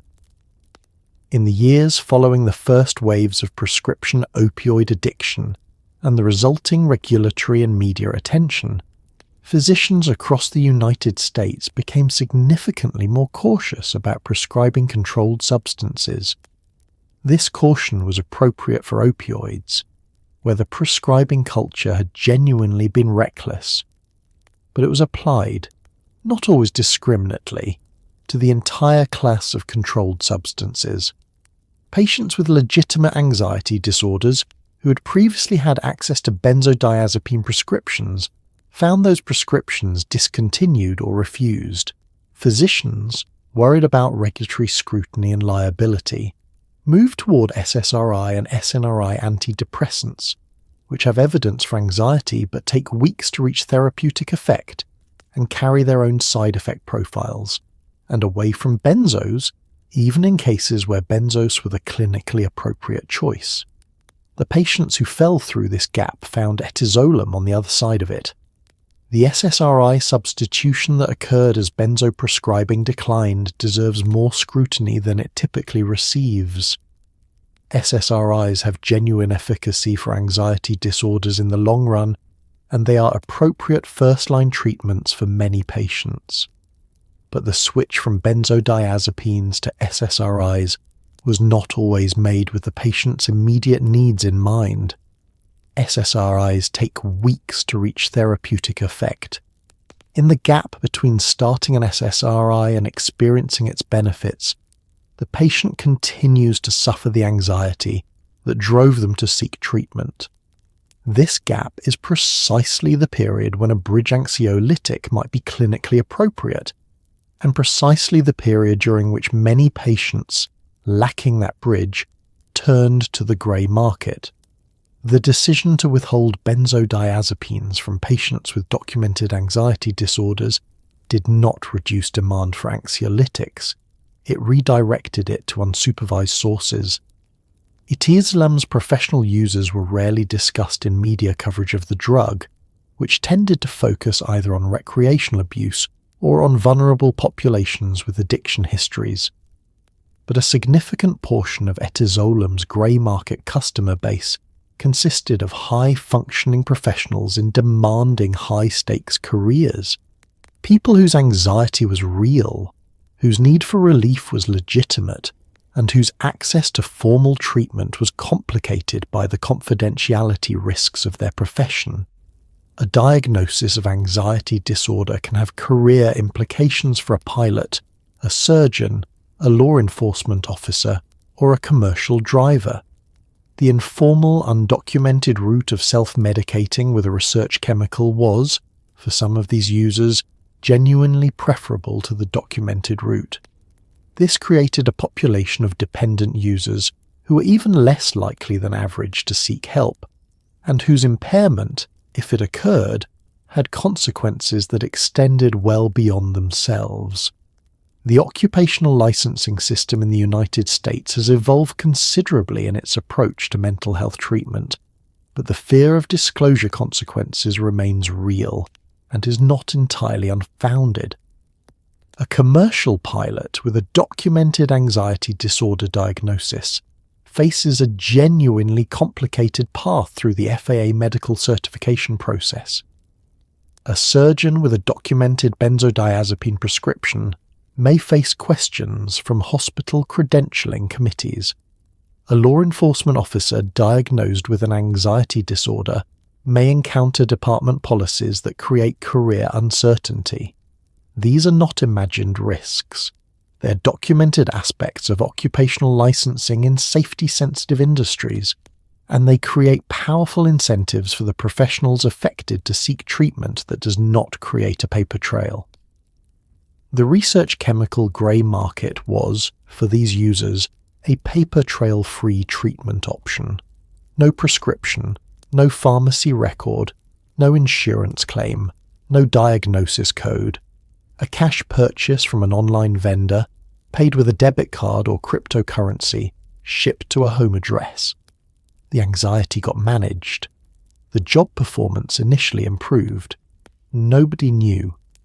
This dynamic played out across multiple professions in ways that are inherently difficult to document precisely because the whole point was that it left no documentation. The impairment risk was the shadow over this entire arrangement. Benzodiazepines impair reaction time, coordination, divided attention, and the kind of rapid decision-making under uncertainty that safety-sensitive jobs require. A pilot who has taken Etizolam and is experiencing even mild sedation is a different pilot from one who has not. A surgeon whose fine motor coordination is subtly compromised by phenodiazepine is performing differently than their baseline. The grey market user who had normalised their dose and might argue credibly that they no longer noticed any effect was nonetheless potentially operating with a pharmacologically affected nervous system in a role where that matter enormously. The people most capable of articulating their own fitness for duty were the same people with the most to lose from an honest assessment of it. The impairment question for professional users was not hypothetical. There were documented cases, some resulting in accidents, some resulting in disciplinary proceedings, some resulting in deaths, that involved individuals in safety-sensitive occupations who were using benzodiazepines or benzoanalogues without clinical oversight. The regulatory response in safety-sensitive industries has generally been to expand drug testing panels to include novel benzodiazepines, which addresses the detection problem without addressing the underlying one. The underlying problem is that the conditions driving people to self-medicate with grey market substances, inadequate access to mental health care, career consequences from formal diagnosis, workplace cultures that pathologize vulnerability, remain in place. Testing catches impaired individuals after the fact. It does not create the conditions under which those individuals could have sought and received appropriate help without risk to their careers. The professional who used Etizolam regularly and never had an incident is invisible in the statistics. The professional who used it and was involved in an accident is visible only if testing was ordered and the compound was included in the panel. The full population of safety-sensitive professionals who self-medicated with grey market benzodiazepines will never be known. It was not a small population. Not everyone operating in the Etizolam grey market escaped legal consequences even before federal scheduling. Prosecutors found creative angles, Analog Act provisions which covered substances substantially similar to scheduled drugs, money laundering charges when finances were involved, and in some cases, manslaughter charges when a vendor's product was linked to a death. The cases were difficult. Defense attorneys argued that Etizolam was not a controlled analog, that the chemical differences from scheduled benzos were meaningful, and that the vendors had taken reasonable steps to ensure products were not sold for human consumption. Some of these defences succeeded, some didn't. The legal outcomes were inconsistent across jurisdictions, which was itself a reflection of how unprepared the justice system was for a substance that existed in genuine regulatory ambiguity rather than clear illegality. The manslaughter and negligent homicide cases were the most consequential, both legally and in terms of the precedents they attempted to establish. When a vendor's product was connected to a death, through toxicology, through purchase records, through shipping documentation, prosecutors argued that the vendor had knowingly sold a substance with significant harm potential, had made representations about it that obscured that potential, and bore criminal responsibility for the resulting death. These arguments had genuine legal merit. They also had genuine legal complexity. The chain of causation required establishing that the vendor had reason to know the substance was dangerous, that the labeling and marketing had misled the user, and that but for the vendor's conduct the death would not have occurred. In cases where the death involved multiple substances, the causation argument became harder. Defense attorneys introduced alternative causation, noted the complexity of the polydrug picture, and argued that the vendor's product was one factor among several. Some juries were persuaded, some were not. The federal cases that emerged as states and eventually the federal government moved towards scheduling were instructive about the limits of the Analog Act as a tool for prosecuting grey market chemical vendors. The Act requires proof of intent for human consumption, proof of substantial similarity, and proof that the vendor knew or should have known the substance was being used as a drug. Building this proof required significant investigative resources, undercover purchases, seized communications, financial records, expert testimony on chemical similarity and pharmacological effect. These were not easy prosecutions. They were resource-intensive, legally complex, and had uncertain outcomes even when the underlying facts seemed clear. The criminal justice system was not designed to move at the speed of the research chemical market, and the market understood this. The vendors who operated most brazenly, who marketed product with explicit references to its benzo-like effects, who maintained customer communities where human consumption was openly discussed, who built large operations with significant revenue, were the most vulnerable to prosecution. The vendors who maintained better legal hygiene, consistent not for human consumption labeling, avoidance of pharmacological marketing language, limited communication with customer communities, were harder to prosecute. The difference in legal exposure between these two types of vendors was not always a difference in the harm they caused. It was sometimes just a difference in their legal sophistication. The criminal case outcomes had a deterrence effect that was real but limited. The vendors who were prosecuted successfully faced meaningful consequences. The vendors who operated more carefully, maintained better legal hygiene, and avoided the behaviours that made prosecution straightforward continued to operate until federal scheduling removed their legal cover. The prosecution record shows that the criminal justice system could address the most egregious cases. It could not address the structural conditions that made the grey market possible, because those conditions were not criminal. Inadequate mental health care access is not a crime. A regulatory gap that allows novel psychoactive substances to be sold legally is not a crime. The conditions that created the market were civil and policy failures, not criminal ones, and criminal prosecution is a blunt instrument for civil and policy failures. The Drug Enforcement Administration placed Etizolam on temporary Schedule 1 scheduling in January of 2023, with permanent scheduling following subsequently. A timeline that, given the drug's grey market presence dating back to at least 2011, represented over a decade of regulatory lag. The reasons for the delay were structural rather than negligent. The DEA scheduling process requires documented evidence of abuse potential, public health impact, and the absence of accepted medical use in the United States. Building that evidentiary record takes time. State scheduling actions, emergency room data, poison control statistics, and academic literature all had to be compiled and reviewed. The machinery moved at its own pace. By the time it moved, Etizolam had accumulated a substantial harm record, and the research chemical market had already pivoted to the next unscheduled analogue. The DEA scheduling process is governed by statute and involves multiple agencies.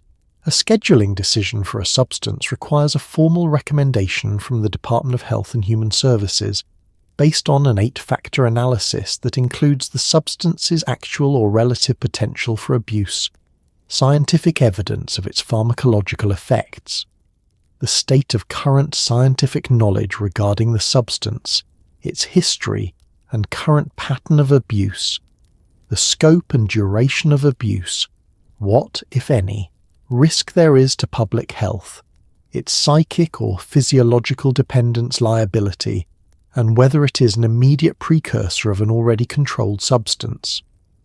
Assembling this analysis for a substance that was not an approved pharmaceutical in the United States, that was not being studied by American researchers under approved protocols, required building the evidentiary record from grey market data, foreign clinical literature, and harm surveillance reports that were themselves products of a harm problem already in progress.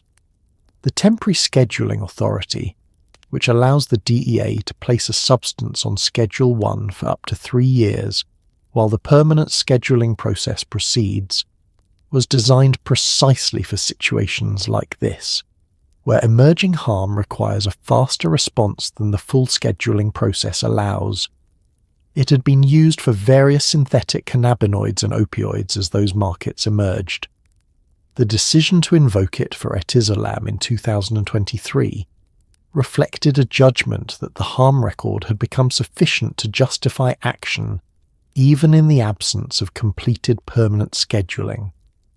By any reasonable assessment, that judgment could have been made several years earlier.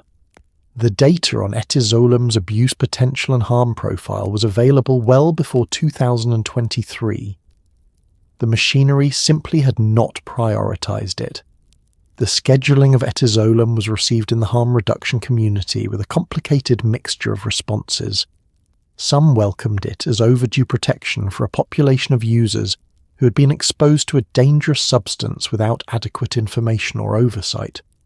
Others worried that it would simply accelerate the transition to successor compounds that were already in use and for which the evidentiary record was even thinner than Etizolam's. The history of research chemical scheduling, going back through synthetic cannabinoids and bath salts, provided substantial grounds for this concern. Each scheduling action had been followed by the appearance of new compounds designed to fill the newly created legal vacuum. Etizolam was scheduled. Clonazepam was not yet. The market already knew this. The permanent scheduling process that followed temporary scheduling proceeded through the standard HHS and DEA review, incorporating the accumulated evidence that the grey market years had generated. Poison control data, emergency department records, the clinical case report literature, the academic work on novel benzodiazepine dependence, and the state scheduling records that had been building for years. The evidentiary record by the time the permanent scheduling process was completed was substantial. It was also, in a meaningful sense, the product of a decade of harm. Every case report contributed to the record. Every emergency department visit contributed data. The system had learned about Etizolam by watching it harm people. This is the standard method. It is a method that has obvious limitations from the perspective of the people who are harmed while the learning was occurring. The accounts of people who attempted to discontinue Etizolam after sustained daily use are consistent in their description of something that doesn't feel like stopping a habit. It feels like the ground disappearing. The first days without it bring a return of anxiety more intense than anything that preceded the drug, because the brain's own GABA system has been suppressed and has not yet recovered. Sleep becomes impossible. Muscles twitch, the mind runs in loops. Some users describe a heightened sensitivity to light and sound that makes ordinary environments feel overwhelming. Others describe a creeping terror that has no object, just a formless physical wrongness that hangs over everything and doesn't lift. The recommended taper protocol, gradually reducing dose over weeks or months, sometimes switching to a longer-acting benzodiazepine for stability, requires medical supervision that many users had no access to, having acquired the drug outside the medical system in the first place. The gap between knowing what you should do and being able to do it is, in benzo withdrawal, enormous. The prescribed taper involves reducing your dose by a small percentage at regular intervals, typically somewhere between 5 and 10% every few weeks, allowing the nervous system to gradually adjust to lower drug levels before the next reduction. This sounds manageable in the abstract. In practice, each reduction step produces a period of withdrawal symptoms that are real, that are physically uncomfortable, that disrupt sleep and work and relationships, and that persist for days to weeks before stabilizing at the new level. And then you reduce again, and it happens again.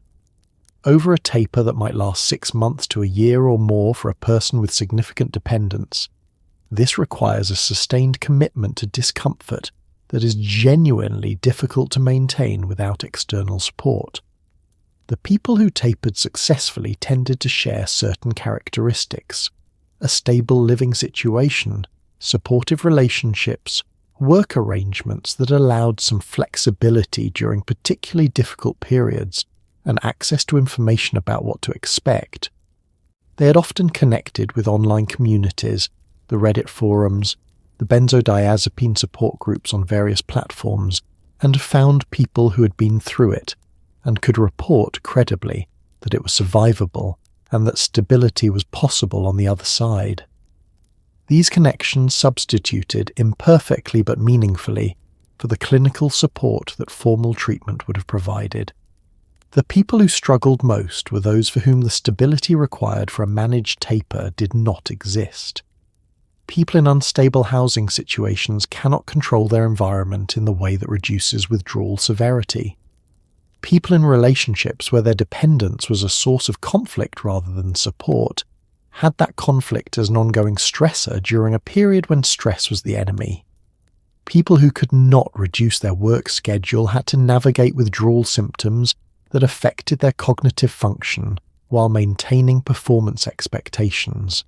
And people who had no access to medical supervision, no physician willing to prescribe diazepam for tapering, no addiction service with a benzo-aware treatment track, were managing a medically dangerous discontinuation process with no clinical safety net. The seizure risk did not disappear because you had decided to taper rather than stop cold turkey. It was reduced if the taper was done slowly and correctly, but reduced is not eliminated, and doing it correctly without clinical guidance was exactly as difficult as it sounds. The protracted withdrawal syndrome, the extended period of reduced well-being that can follow completion of a benzo taper, added a final dimension of difficulty to the stopping process. After months of managed taper, after successfully reducing to zero, many users encountered a period of weeks or months in which their emotional resilience was reduced, their anxiety was elevated, and the pleasures of ordinary life felt muted and inaccessible. This was not acute withdrawal, it was not dangerous, it was simply uncomfortable, in a sustained and demoralizing way, at precisely the moment when someone who had done something very difficult expected to feel better. The harm reduction communities had a name for it. The clinical literature had begun to acknowledge it, but its duration was variable, and its course was unpredictable. And for people who reached this stage and found it lasting longer than they had been led to expect, the temptation to return to use was real and sometimes acted on. In the archives of Blue Light, Drugs Forum, Reddit, and other harm reduction communities from the grey market years of Etizolam, you can read a particular kind of post that appears with painful regularity. The person who came to the forum looking for advice and then stopped posting. Sometimes there's an update from a friend or family member. Sometimes there's just silence, a thread that ends mid-sentence, a username that goes dark. The living archive of those communities is also an archive of people who didn't make it back, or who made it back changed in ways that didn't lend themselves to posting updates. The people who got out and found stability don't always return to the forums that watch them struggle. The ones who don't get out sometimes don't return for different reasons. The ratio of success stories to silences is impossible to calculate, and possibly not something anyone wants to calculate. There is a specific kind of forum post that experienced community members learn to read with concern. the one where someone describes their current use pattern as under control, while the details of the post describe something else entirely. They're taking it every day. They have been doing so for 6 months. They have tried to stop twice and found it harder than expected, but that was probably just anxiety. They are not worried. They are not asking for help. They are asking about a slightly different vendor or a slightly different dosing schedule, or whether it is okay to take it with a moderate amount of alcohol, and they mention the rest almost incidentally. Experienced members recognized the pattern. Some reached out directly. Some wrote careful, calibrated responses that tried to name what they were seeing without triggering the defensiveness that comes with unsolicited assessment. Some just watched, not knowing what else to do. The friendships that formed in these communities were real in the way that online relationships are real, which is to say, genuinely real, even if the people involved had never met and knew each other only by screen names. People who had been supporting each other through taper attempts over months, checking in, comparing notes, celebrating small victories, developed real concern for each other. When someone who had been a regular presence in a thread went silent, others noticed. Posts asking if anyone had heard from them appeared. Sometimes someone came back and said they were fine. Sometimes no one came back. The forum archived the silence alongside everything else. The long-term members of these communities developed a peculiar expertise that had no formal credentialing structure. They knew the Ashton Manual's tapering protocols in detail. They knew the common cross-tolerance relationships between different benzodiazepines. They knew which symptoms of withdrawal typically resolved within days and which could persist for weeks. They knew the phenomenon now sometimes called post-acute withdrawal syndrome, a prolonged period of reduced emotional resilience and intermittent anxiety symptoms that can follow the completion of a taper, sometimes lasting months. They had not learned this from textbooks. They had learned it by going through it, by helping others go through it, and by reading the accumulated experience of a community that had been documenting this since before Etizolam was on the radar of academic researchers. What those archives represent in aggregate is an enormous body of lived experience, with a drug that the formal medical system was only beginning to understand when many of those posts were written. Researchers studying novel benzodiazepines have increasingly recognized the value of this online patient community data. It is methodologically non-standard. It is also, in some respects, the most complete longitudinal documentation of Etizolam's human impact that exists. The silence in the forums was also a reflection of the platform ecosystem that housed these communities. Reddit threads from the grey market years were subject to the platform's moderation policies, which changed over time. Several harm reduction communities were shuttered, shadow banned, or significantly restricted in ways that disrupted the continuity of the communities that had built up within them. Users who had maintained long-running conversations about their tapers, their progress, their struggles, lost access to those conversations and to the community members they had built relationships with. Some migrated to other platforms, some did not. The loss of community infrastructure at critical moments in individual recovery processes was a real harm that does not appear in any clinical statistic but is present in the accounts of people who experienced it. The vocabulary used to sell Etizolam in its grey market years, words like mild, gentle, low abuse potential, non-habit forming, was drawn from early clinical literature comparing it favourably to older benzodiazepines, and from vendor copy written by people whose financial interest was in selling more product. The clinical comparisons were selective. Yes, Etizolam may produce less severe respiratory depression than some older benzos at equivalent doses. That does not mean it is non-addictive or safe for unsupervised long-term use. but the language circulated through forums, product descriptions, and informal drug information sources, and it shaped how users understood what they were doing.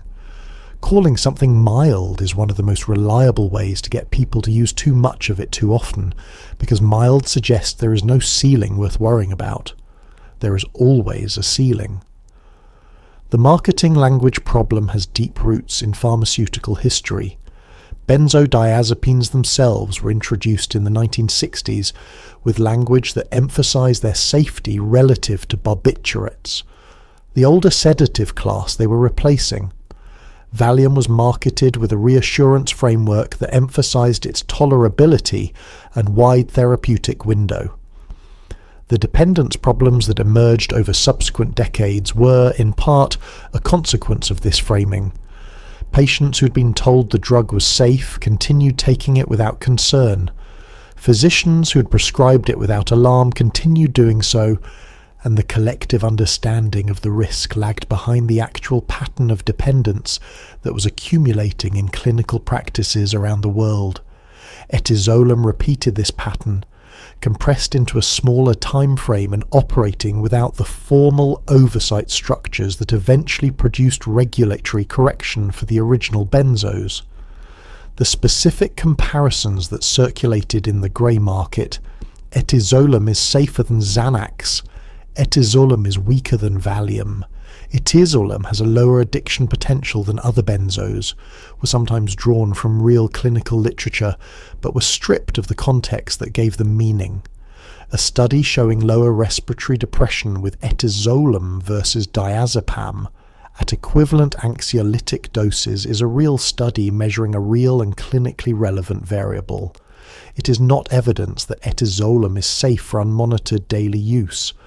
A clinical trial showing that Etizolam produces dependence in fewer subjects than a comparator compound over a 6-week trial period is a real finding. 6 weeks is not a lifetime of use. The clinical literature was being read selectively by people who wanted to be reassured, and was being represented selectively by people who wanted to reassure their customers. The forum culture compounded this. The harm reduction communities were genuinely trying to balance honest risk communication with a non-judgmental stance toward drug use.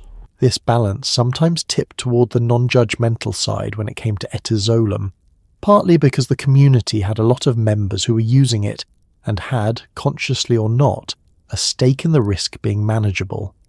New users asking whether Etizolam was as risky as they had heard sometimes received reassurances that were technically grounded but contextually incomplete.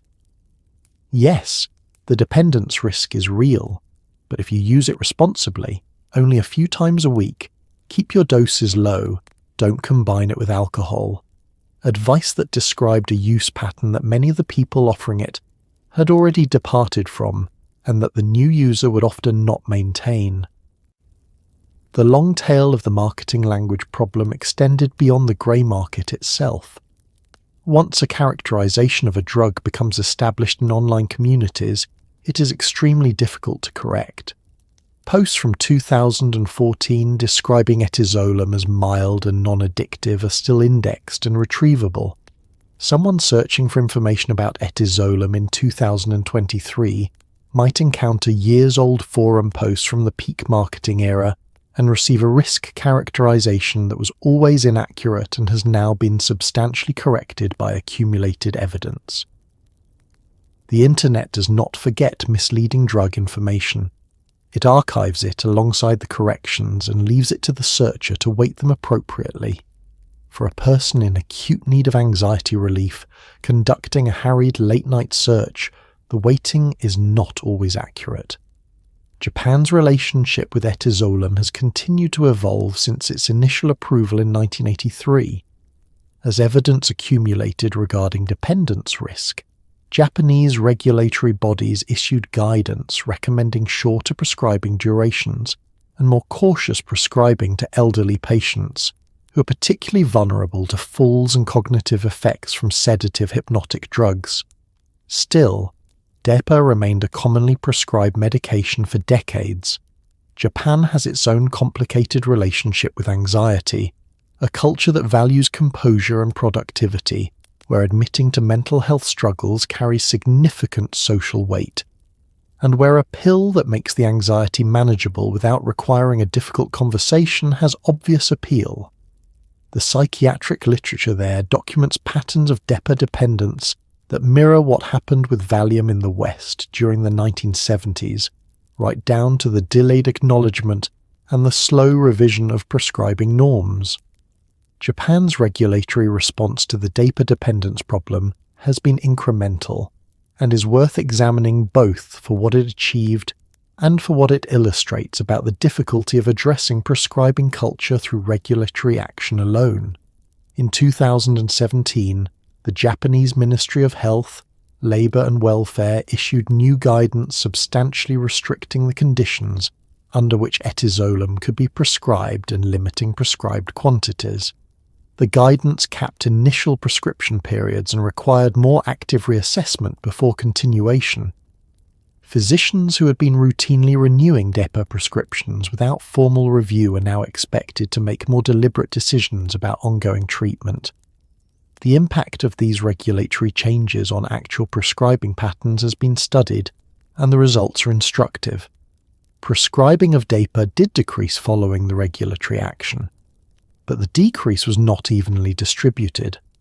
Physicians in psychiatry and neurology settings, where engagement with evidence-based prescribing guidelines was higher, reduced their depa prescribing more substantially than general practitioners, who remained the primary prescribers and who had less exposure to the specialist literature driving the new guidance. Long-term patients who had been on depa for years presented a clinical management challenge. Abrupt discontinuation was medically inadvisable, but continuing was no longer standard of care. The management of this cohort required clinical attention that the primary care system was not uniformly equipped to provide. The broader pattern this illustrates, regulatory action changing formal guidelines without fully penetrating practice culture, is not unique to Japan or to Etizolam. It is a recurring feature of attempts to change prescribing behaviour through top-down regulatory intervention in healthcare systems with large distributed practitioner populations. The physicians who were most likely to be reaching for depa routinely were often the ones most distant from the specialist literature, most constrained by time, and most reliant on established prescribing habits. Changing their behaviour required sustained, active engagement with the prescribing culture, not just a regulatory update. Japan's experience with depa is, in this sense, a preview of challenges that any country developing an approved Etizolam product would need to address, and a warning about what happens when those challenges are not fully confronted. Japan's experience with depa also produced something that countries without an approved Etizolam product did not have: longitudinal prescribing data at scale. Decades of Japanese prescribing records allowed researchers to trace the trajectories of long-term users, to identify the characteristics associated with dependence development, and to evaluate the effectiveness of different intervention strategies. This data informed the regulatory changes of 2017 and continues to inform the management of existing long-term users in the Japanese system. It is, in effect, the clinical trial that no company had incentive to run in other markets, conducted inadvertently over decades on a population that was using the drug without being enrolled in a study. The lessons it generated were real, even if the method of generating them was not what anyone would have chosen. The gap between what Japan learned from this experience and what the rest of the world absorbed from it was significant. The Japanese literature on depa dependence was published primarily in Japanese psychiatric journals, and was not widely read in the English language medical literature until the grey market problem made it relevant. By then, the grey market had already been operating for years without the benefit of what Japan had already learned. Attributing death specifically and exclusively to Etizolam is harder than it sounds, for reasons that illuminate how drug harm surveillance works and where it fails. Deaths involving Etizolam frequently involved other substances, which means they appear in statistics as polydrug deaths.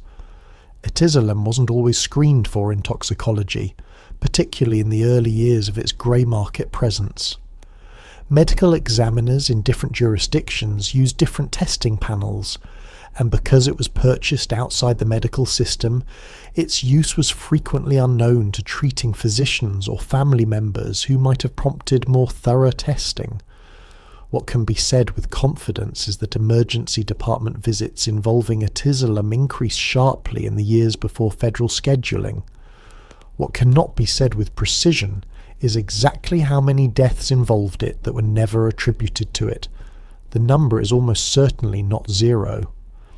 The Drug Abuse Warning Network and its successors, which collect emergency department data on drug-related visits, began capturing Etizolam mentions as the drug's prevalence in the grey market grew. The trend lines in this data were not ambiguous. Mentions increased year over year through the peak grey market years, reflecting both increasing use and, over time, increasing awareness among clinical staff of what to ask and test for. But emergency department visits, however useful as a proxy indicator, are a fraction of the harm picture. They capture the acute severe cases. They do not capture the person who is dependent but not in crisis, the person who is tapering unsuccessfully at home, the person who is experiencing protracted withdrawal symptoms that do not require emergency intervention but are substantially impairing their life. The death surveillance problem is the most acute. The Centers for Disease Control's drug overdose death tracking has improved substantially over the past 2 decades, but it still faces the fundamental challenge that cause of death attribution depends on what gets tested. Toxicology testing protocols vary by jurisdiction and, in many places, by the clinical context of the death. A young person found unresponsive with no obvious cause of death will typically receive a comprehensive toxicology screen. An older person found dead in bed, with a history of health problems and no obvious signs of acute trauma, may receive a more limited screen, or, in some jurisdictions, none at all. The grey market benzo user who died of combined respiratory depression was not always a young person with no obvious health history. They were sometimes a middle-aged person with a prescription medication list that explained some of their risk, but not all of it.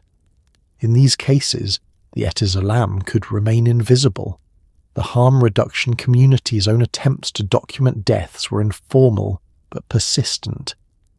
Subreddit threads maintained rolling lists of community members known to have died, with cause of death where known. These lists were maintained by volunteers, updated inconsistently, and subject to all the limitations of self-reported community data. They were also among the most emotionally honest accounts of the human cost available, because they were written by people who had known the individuals involved, had seen the trajectory that led to the death, and were processing the loss in the same public forum where they had known the person. They represent a kind of harm documentation that no official surveillance system captures, the social and emotional accounting of a community that lost members. The toxicology surveillance gap was addressed, in some jurisdictions, by the development of expanded novel psychoactive substance testing panels at medical examiner offices and forensic laboratories. These expanded panels, developed in response to the synthetic cannabinoid and novel opioid crises, began to include designer benzodiazepines as that category of compounds gained prominence. The improvement in detection was real, but it was unevenly distributed. Well-resourced forensic laboratories in large urban jurisdictions had the expanded panels. Rural and underfunded medical examiner offices continued to operate with limited testing capacity. The deaths that were most likely to go undetected were in the jurisdictions least equipped to detect them, a geographic distribution of surveillance capacity that mapped imperfectly, but not accidentally, onto the geographic distribution of healthcare access more broadly. By the time Etizolam was federally scheduled in the United States, the research chemical market had already identified its successors: clonazepam, fluelprazolam, diclazepam, designer benzodiazepines with similar mechanisms, similar risks and similar legal ambiguity, had been in circulation for years, drawing on the same supply chains, the same online communities, and the same population of users seeking affordable anxiety relief outside the formal healthcare system. The scheduling of one substance does not eliminate demand. It redirects it. This is one of the most well-documented patterns in drug policy history, and one of the least successfully addressed. The users who depended on Etizolam needed somewhere to go. Some found their way into treatment. Some found their way to the next powder in the next clear plastic bag with the next not-for-human-consumption label. The cycle, as of the present day, has not been broken. Clonazepam warrants specific attention because it represents a significant escalation in the harm profile of the designer benzo landscape. It is substantially more potent than Etizolam. Its amnestic effect is pronounced. The gaps in memory it produces at doses above the therapeutic range are more severe and more consistent than those produced by Etizolam. Its dependence potential, based on the forum literature and the clinical case reports that began appearing as it gained prevalence, appears at least as high as Etizolam's and possibly higher. It was available as a grey market research chemical before Etizolam was scheduled, meaning users who discovered it were not people who had lost access to Etizolam and were seeking a substitute. They were people who found it independently, often attracted by its potency and price point.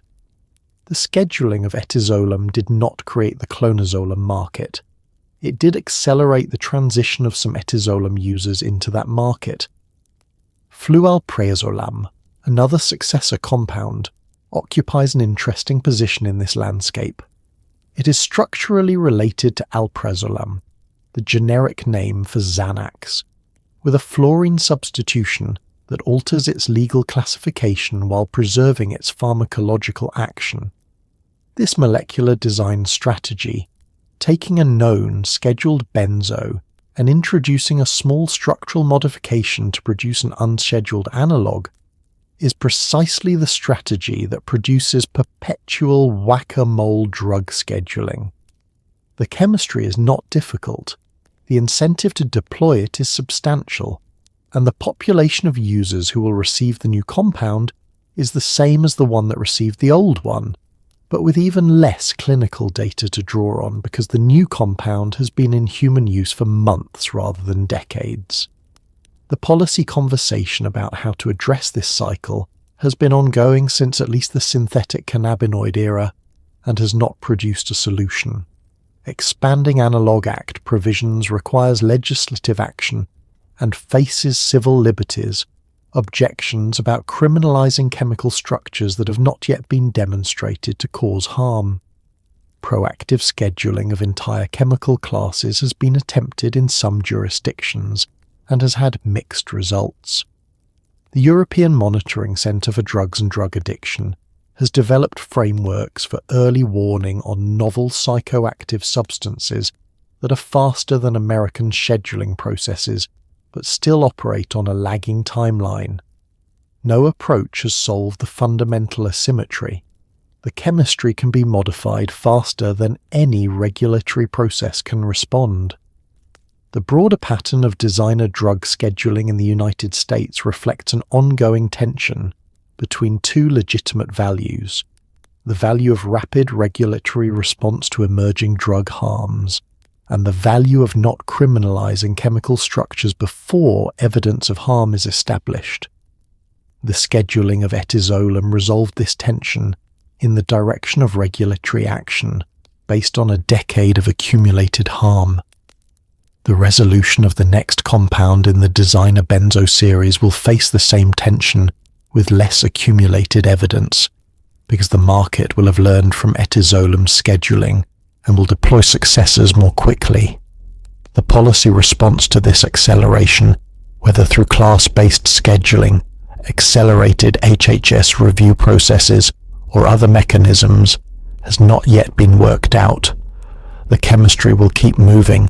The question is whether the regulatory architecture can ever move faster than the chemistry, or whether harm reduction at the individual and community level is the more realistic near-term solution.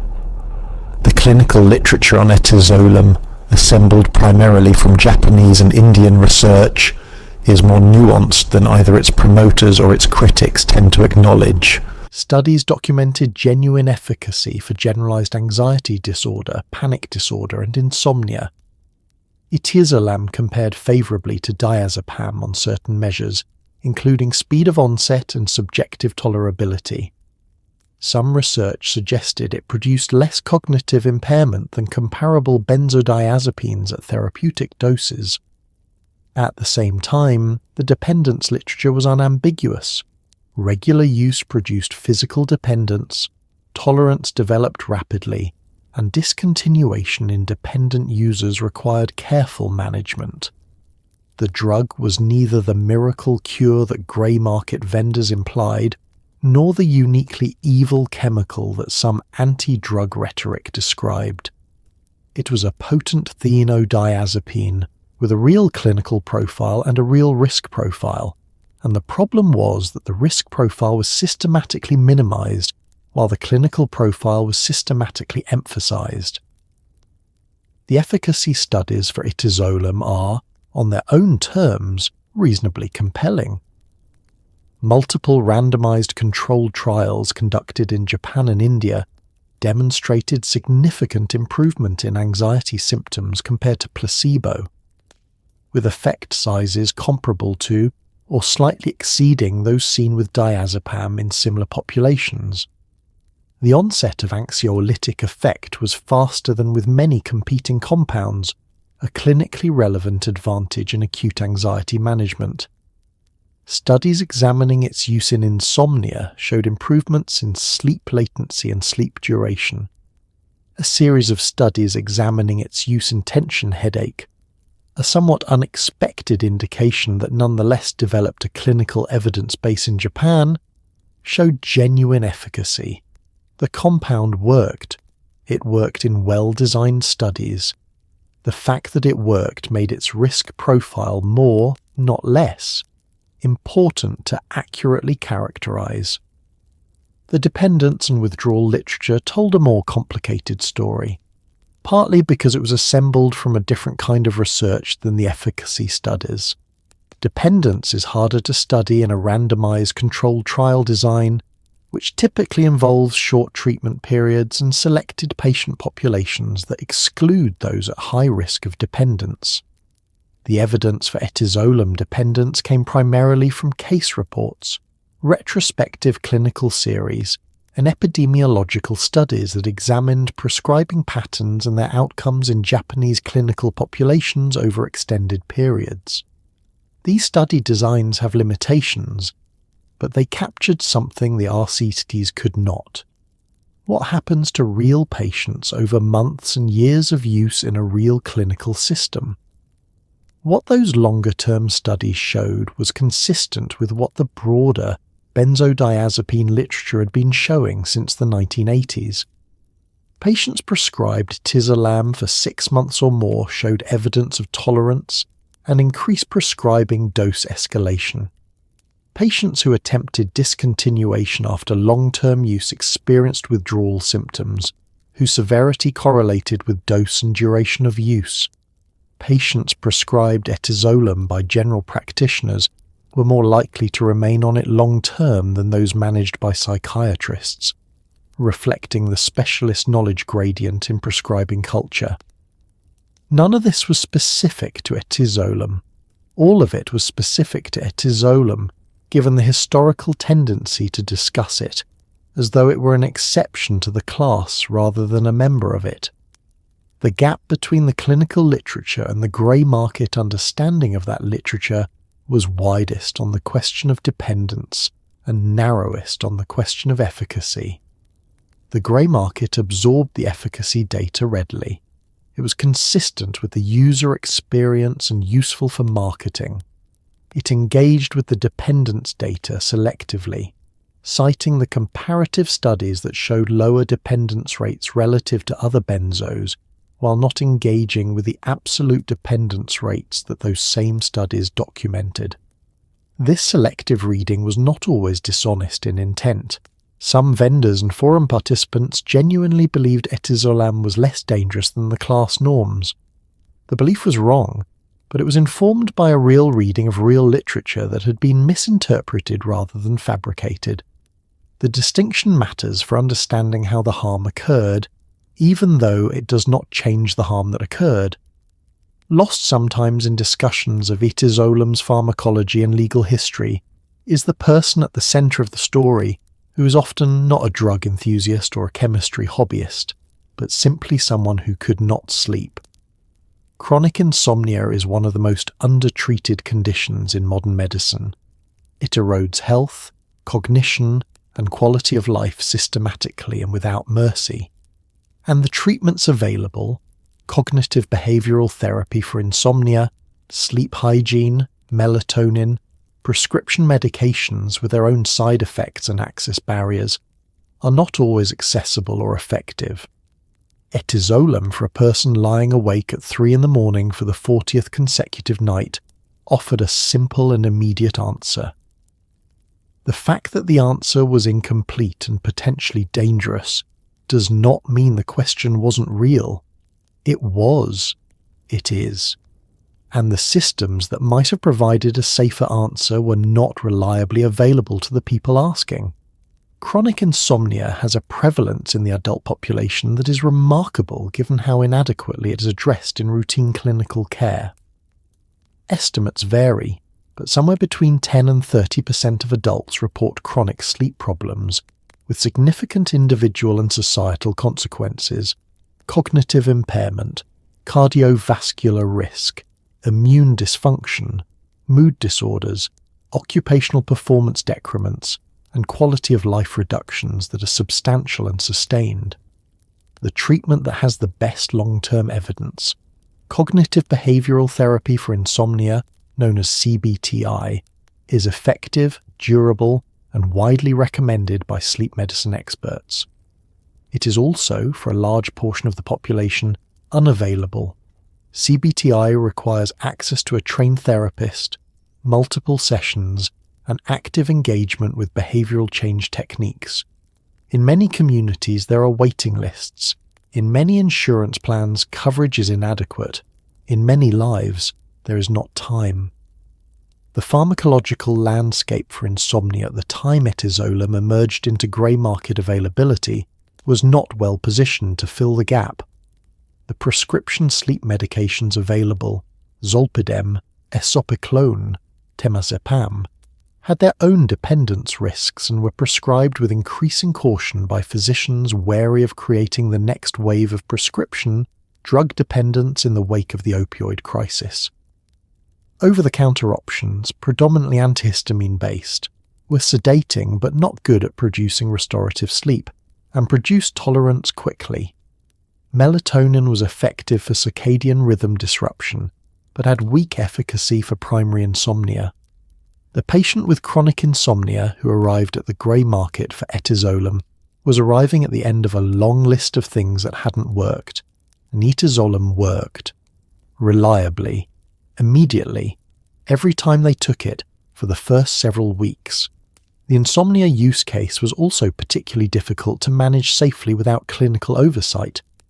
The ideal use of any sedative hypnotic is occasional, 2 or 3 nights per week maximum, with drug-free nights interspersed to prevent tolerance accumulation. This protocol is straightforward to implement when a physician is managing it, because they can prescribe a limited quantity and schedule follow-up. Without that structure, the person lying awake on a drug-free night simply has the drug available. The decision to take it on a night they had planned not to is the path of least resistance when insomnia has been a source of significant suffering. Use patterns that started as careful and intermittent frequently became daily without a clear decision being made to make them so. The systemic failure to address insomnia adequately before Etizolam entered the grey market is worth naming explicitly because it is ongoing. CBTI remains the most effective evidence-based treatment for chronic insomnia and remains widely inaccessible. Digital CBTI programs have expanded access for some users, but their uptake is constrained by awareness, motivation, and the ongoing availability of easier pharmaceutical alternatives. The person who could benefit from CBTI but finds themselves using a designer benzo instead is not making an irrational choice. They are making a choice in an environment where one option is immediately available and reliably effective in the short term, and the other requires sustained engagement with a behavioral protocol whose benefits emerge over weeks. The correct policy response to this choice is not to shame the person for making it. It is to make the more effective, less harmful option more accessible. This has not happened at the scale required, and so here you are, still breathing, still horizontal, probably warmer than you were an hour ago. You've just spent the last while inside one of the quieter catastrophes in modern pharmaceutical history. Not a war, not an epidemic with a name anyone would recognize, but something more like a slow leak. A gap in the wall through which something slipped that maybe shouldn't have, and through which a lot of people followed it, and not all of them found their way back easily. Think about them for a moment. Not the vendors, not the regulators, not the court cases. Think about actual people. The person working 2 jobs in a city where a single therapy session cost more than a week of groceries, lying awake at midnight reading about something that might help, clicking by, waiting for the package. The person who had been prescribed benzos for years and lost their prescription access when a new doctor decided the risk wasn't worth it, and found Etizolam in the gap where the prescription used to be. The person who was managing something real, something that genuinely needed managing, and used the only tool available to them, and didn't realize until much later that the tool had changed the shape of the problem it was solving. These were not reckless people. Most of them were careful. They read. They researched.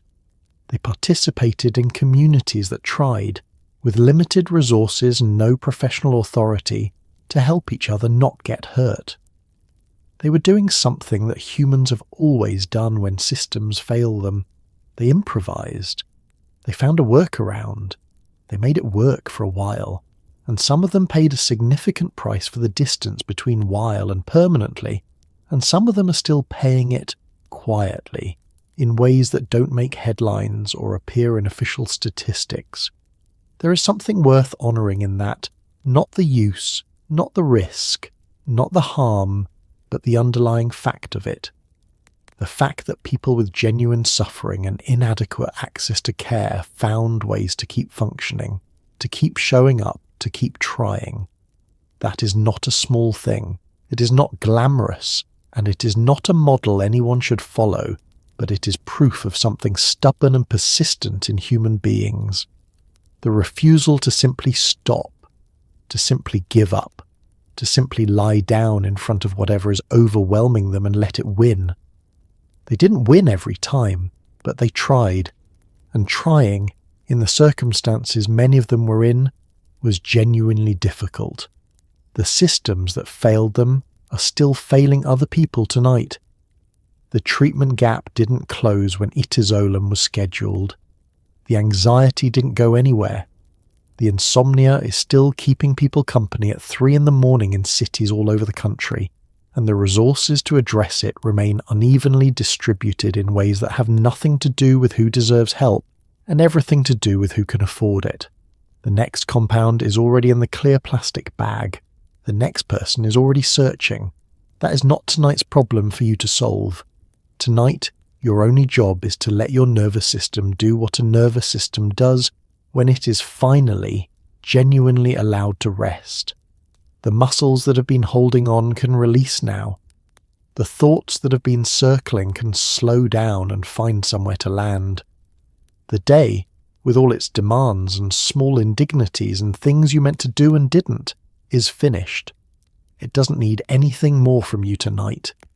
You have a bed that isn't a pile of straw on a frozen floor. You have blankets.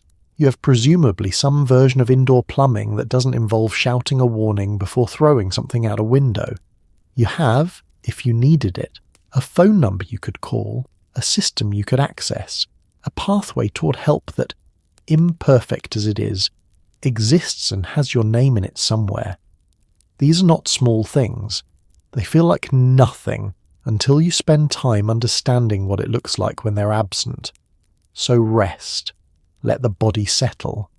Let whatever is still buzzing in the mind find its quiet frequency and hold it there.